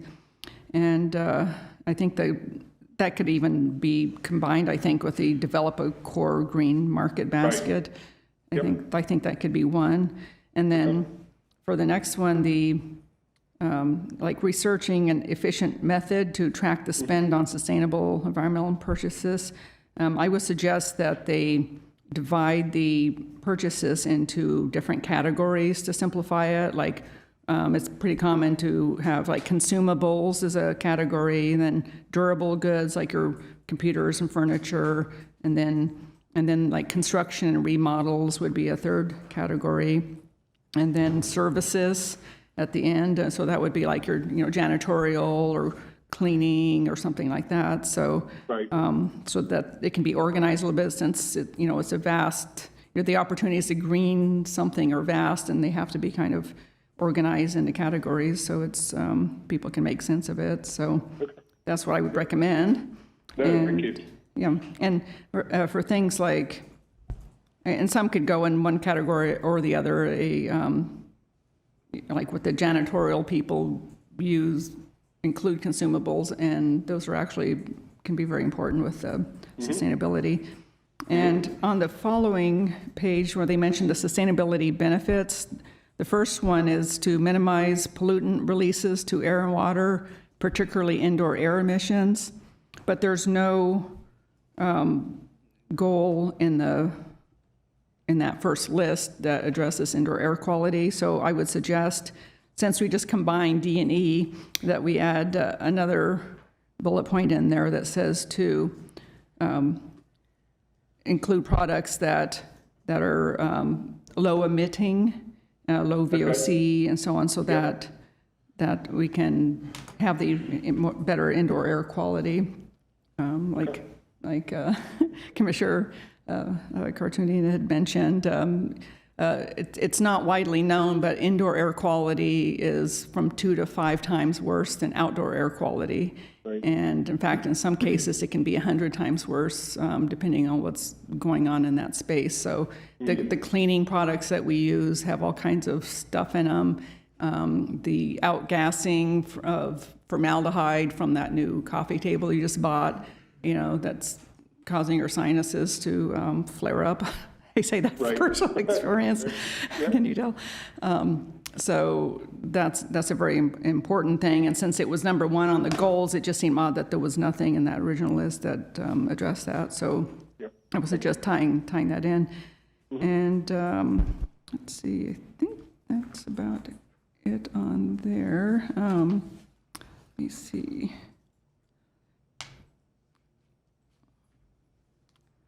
Let me just look through here one more time. Oh yeah, and there was a list of several green programs on the year 1 goals, bullet point 5, green specification. And I would suggest adding BIFMA to that list. Those are the folks that do the environmentally preferable office furniture. So like no formaldehyde, for example, that kind of thing. So that was one to me that just sort of stood out as absent from there. And certainly there's more and more of these all the time, which is great. And I think, oh yeah, one of the other, they're talking about the fiscal benefits to be encouraged. One of those, particularly surrounding indoor air quality, is that the studies have shown that there are fewer sick days if people are working in an environment where the indoor air quality is better, and that when they are sick, they're not out sick as long. So that would be something to add as a financial benefit. Thank you. Okay. And I didn't see anything in there on the SEA QMD, like the Rule 1113 for architectural coatings and the Rule 1168 for adhesives and sealants. Okay. I would probably roll that in there too, because that applies to construction and remodels, but also just if you're refreshing an office space or something like that, Yep. they need to be all over that. But Okay. and Glendale does fall in SCA QMD, which is the strictest in the country or the world probably. But okay, that's it. Great. Thank you so much for that. Thank you. Yes. Hi, David, Jennifer. I thank you for all your comments. I do have quite a few comments. I shared a lot of information on LA's EPP program, such as it is and what I'm working on. So I think this is more of a framework just for you that doesn't have everything in here, like the evaluation list for when you're assigning points to to products. It doesn't have the complete list of attributes. But one thing, David, that struck me, 3 to 5 years to implement strikes me as much too long. Maybe you're trying to align that with the cap, but it just strikes me as much too long. And I didn't hear mention, maybe I missed it, of an EPP ordinance, EPP/EPR ordinance. So I apologize if I missed that. But one thing I would say when you're starting out, make it easy. Steal what's out there. Don't try to recreate the wheel. If nothing else, look at recycled content on products, and for that, you can simply use the specs or recycled content level recommendations from the US EPA's CPG, the Comprehensive Procurement Guideline. That's the easiest, best thing, because most of this focus is really products consumed in offices. There may, this really isn't so much construction, because a lot of construction is done through third parties, where you put out your specs that's separate from what comes out of your supply services group. It's usually handled completely separately. So that's how I'm interpreting the scope of this to be, is this is your carpet, your office supplies, it could be office furniture, it's storage boxes, it's things of that sort. So I would really say default to what the EPA CPG has. That's got a very extensive list of products in, 16 different categories, I think. Right, yep. So, and also but also you did mention one thing about your big buys. I have to assume paper of all sorts is one of your big buys, but motor oil, you want to look at hazardous and toxic products overall. So I find municipalities very recalcitrant on refined motor oil. Over the years, there are still these 30-year-old myths that this stuff will invalidate your warranties. So I'd be curious to find out if the city's buying any of that now. Now, as you shift to electric fleets, obviously you won't be using it, but I know Edison, I've had speakers in from Edison because they converted their fleet, their passenger cars all the way up to the heavy duty several years ago to try to talk to LA fleet people, saying it can be done. You guys did extensive tests where you took before and after samples of the motor oil, every so many, thousands of mile intervals. I still couldn't convince people. So, but it's out there, it's API certified, so there's really no reason. But I would say go with the US EPA, because that's something you could do, low-hanging fruit, it's right there. Just start writing those post-consumer recycled content specs, or, levels into your specs. One thing, I would just seriously forget about life cycle analyses unless you're doing something very gargantuan. It's a big bin, it's a new product you've never encountered. I don't see the money and the agony doing LCAs for copy or paper or thing. And plus, based on your assumptions, you could come out with 20 different results. So I just don't see the benefit of LCAs in this arena. I would also say put as much of the burden on your vendors as you can. Don't try to track this stuff yourself. That's been one of the big problems in LA. Even with the revamped financial management system, it's onerous. So all of our vendors have to give us, I think, quarterly or biannual reports, sales reports. Throw in your EPP. That's what we did. And I think I sent you report forms. Make them fill those out. That's also how we found out about a lot of EPP attributes products that we had not spec'd, but we were getting. So it was kind of a happenstance thing. So I would make them do the reporting. You shouldn't have to do it. And I will tell you, another thing I would do, we buy through, I think it's Office Depot currently, nobody needs a selection of 5,000 pens. When you talk about a green basket, narrow the items that you let your employees use, refillables, stay away from disposables, stay away from plastics when you can. You should pick, the items. I don't think everybody needs complete choice in this matter, so I would, that's how I would go about it. And I have to say, these big office companies, they're the supply companies, are the best at issuing reports. I can get a 1,000-page report from Office Depot telling me down to the types of pens, the recycled content, and who bought them and how many. So just shift a lot of this burden to your vendors. They're making a lot of money off the city, so let them do it. But I'd be happy to meet with, supply services, your financial offices. But those are my big recommendations overall. Is go through the low-hanging fruit, but write an ordinance that allows you to reopen it as you need to add new attributes, new products, new certifications, things of that sort. Okay. Thank you. Sorry to inundate you with thank that. you so much. Of course. Appreciate that. David, I have one kind of big picture question, and maybe I'm missing this in the report, and as Jennifer had mentioned, maybe this will be sorted in the details later, but I'm looking at, like, for example, item 5.4 on page 7, should the green products be mandatory? And as I'm reading this piece, a concrete example is printer paper. So if you're comparing the conventional product of being, virgin printer paper, we all know that 30% recycled or 100% recycled paper is more expensive than conventional. So can an office manager or somebody in a department say 30% is more expensive, therefore it doesn't fall under this policy?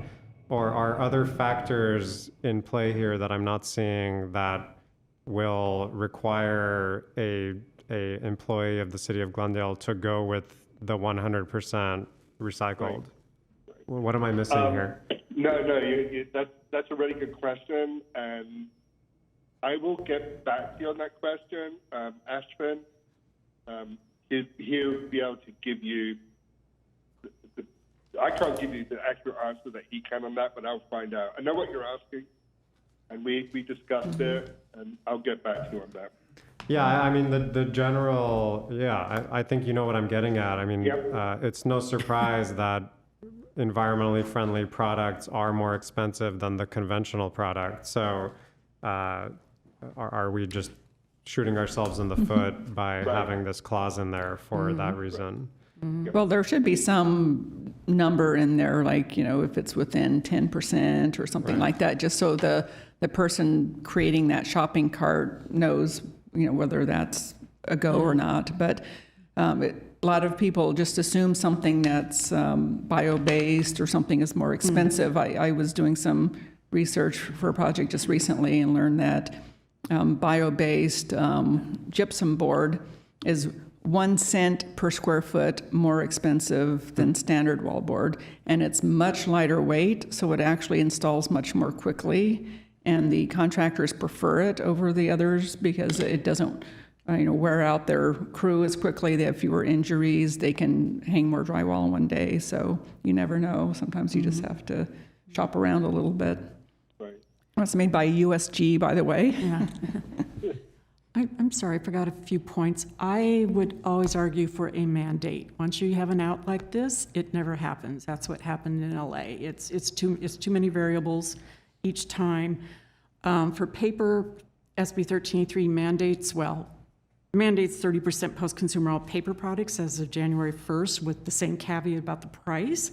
But if you use price as your out, then you're never going to buy the stuff. And if you don't buy the stuff, you're not supporting your curbside recycling programs. And one thing I would also like to throw out is I'm proposing this in Los Angeles. China, 3 years ago, up into the whole global recycling world, but with their National Sword Initiative. If we want to look at job creation too, we ought to mandate domestic content or certain percentages of domestic content in all the items that we buy, because that will help sustain and create new local jobs, markets. So I think giving an out like this, you don't have to go with the 100% copier paper. That's much more expensive. But if you go with the 30%, which is the national standard and the percentage we need to sustain at this point, I'm highly opposed to an optional program like this because that's just my experience. They never happen, or they erode over time. I saw that happen in Los Angeles too. They fade away if you don't have a champion there pushing all the time. And one other thing, when Alec mentioned the printing, I don't believe the city has its own print shop. I've saved some samples of things I've gotten in the mail from the city, and none of them reference, so they're like bill inserts. Most of it's from GWP, but there's one on recycling. I don't see any reference to recycled paper. And if they are printed on recycled paper, we should have that legend on there. If they're not, we should be looking toward mandating that we use recycled paper when we send items out to be printed. Right. Even if Right, there's, right. yeah, service contract, because 30 years ago that was common, you just don't see it anymore, people forget, and the overall share of recycled paper is declining. So I would strongly advocate for that. And then the other thing, Vice Commissioner Werner alluded to this, service contracts. Just make sure you're exercising your power through city funds. If you're hiring somebody to pave a road, make sure the specs in that service contract say recycled asphalt or road base. You know, don't forget your service contracts, because that's often quite a big spend for a municipality. Thank you. Okay, appreciate it. Thank you, Commissioner. Thank you, Joe. Any other comments? All right, let's move on to the next item. Thank you, David. Next item is new business.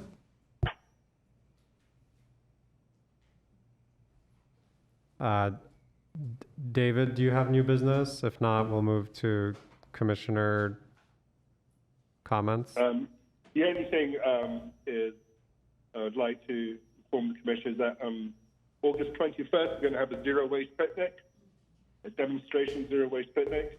So hopefully we'll see some of you there.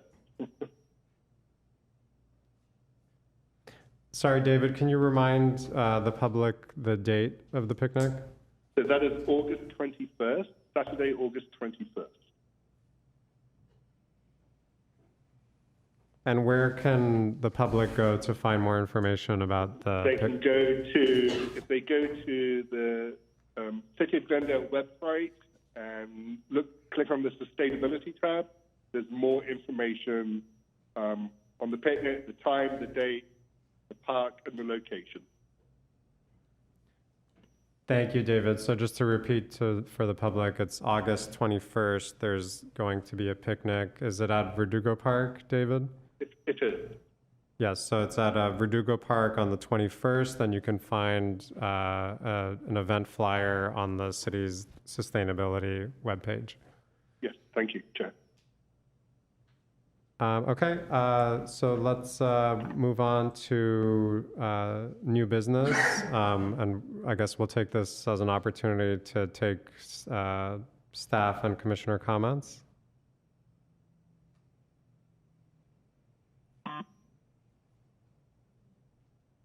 All right, I'll jump in if no one else has. Just one quick announcement, then a couple items I would like to agendize if there's support. LA adopted a reusable foodware accessories on request ordinance, and I know Glendale's looking into one that's either based on the cities or the counties. But I did look into whether LA can share the flyer that we're going to send out, and I got permission to do that. So we're just having our Spanish language translation checked right now. So hopefully I'll be able to send the artwork over within about 10 days at the most. So in the reverse side of it's an informational flyer on one side for the restaurants, and the reverse is a customer notice that can be displayed in restaurants. So should be able to share that very shortly. One thing I think I mentioned at the last meeting, but I would like to see if there's interest in agendizing this, is with Burbank Airport, I think we've got a very unique opportunity to do a pilot program. We talked about food rescue, food waste collection, and reusable food containers. So I would like to see if anybody would like to adopt a motion. I would like either us to go present to the Airport Commission and/or meet with the sustainability commissioners from the other two cities. I'm open to any iteration of that, but go to the Airport Commission and say, what are you doing about this? Here's some suggestions. There is some grant money out there, and there's also an organization called Rethink. It's one of the reusable container organizations out there. So I really think the airport would be a great location, great setting to try to do a pilot program hitting on those three things: the food rescue, collection of food waste, and reusable food containers. So do you think it would be, I'm trying to think of the most effective way to approach that. Would it be most productive to maybe get a staff report or a presentation on the airport operations, and that might be a venue where we ask questions specifically about food, but maybe about other sustainability Sure. objectives as well. I'm open to, because I'm really not that familiar with their organization at all, so certainly. Well, maybe we could get the airport to provide us a report on what they're doing. Sure, okay. Would that request come from you, David, or would that be from, because we have a rep from David? Okay. Okay. Yeah, I was just going to say we Okay. should loop in the Glendale's representative, Okay. airport commission. We Okay. shouldn't circumvent them. Request that info. So if that's the case, Yes. I'm happy to second Okay. that. Yeah, I About had the done that the Yeah. previous meeting, so. Okay. And then the other thing that you mentioned, Jennifer, was just simply something you're going to share to the commission and staff soon? Yes, just Okay. the flyer on the Okay, foodware I wanted- accessories. Okay. I thought I had one third item, and I'm not finding it right now, so I will yield the floor. Thank you. Okay. Any other comments or questions?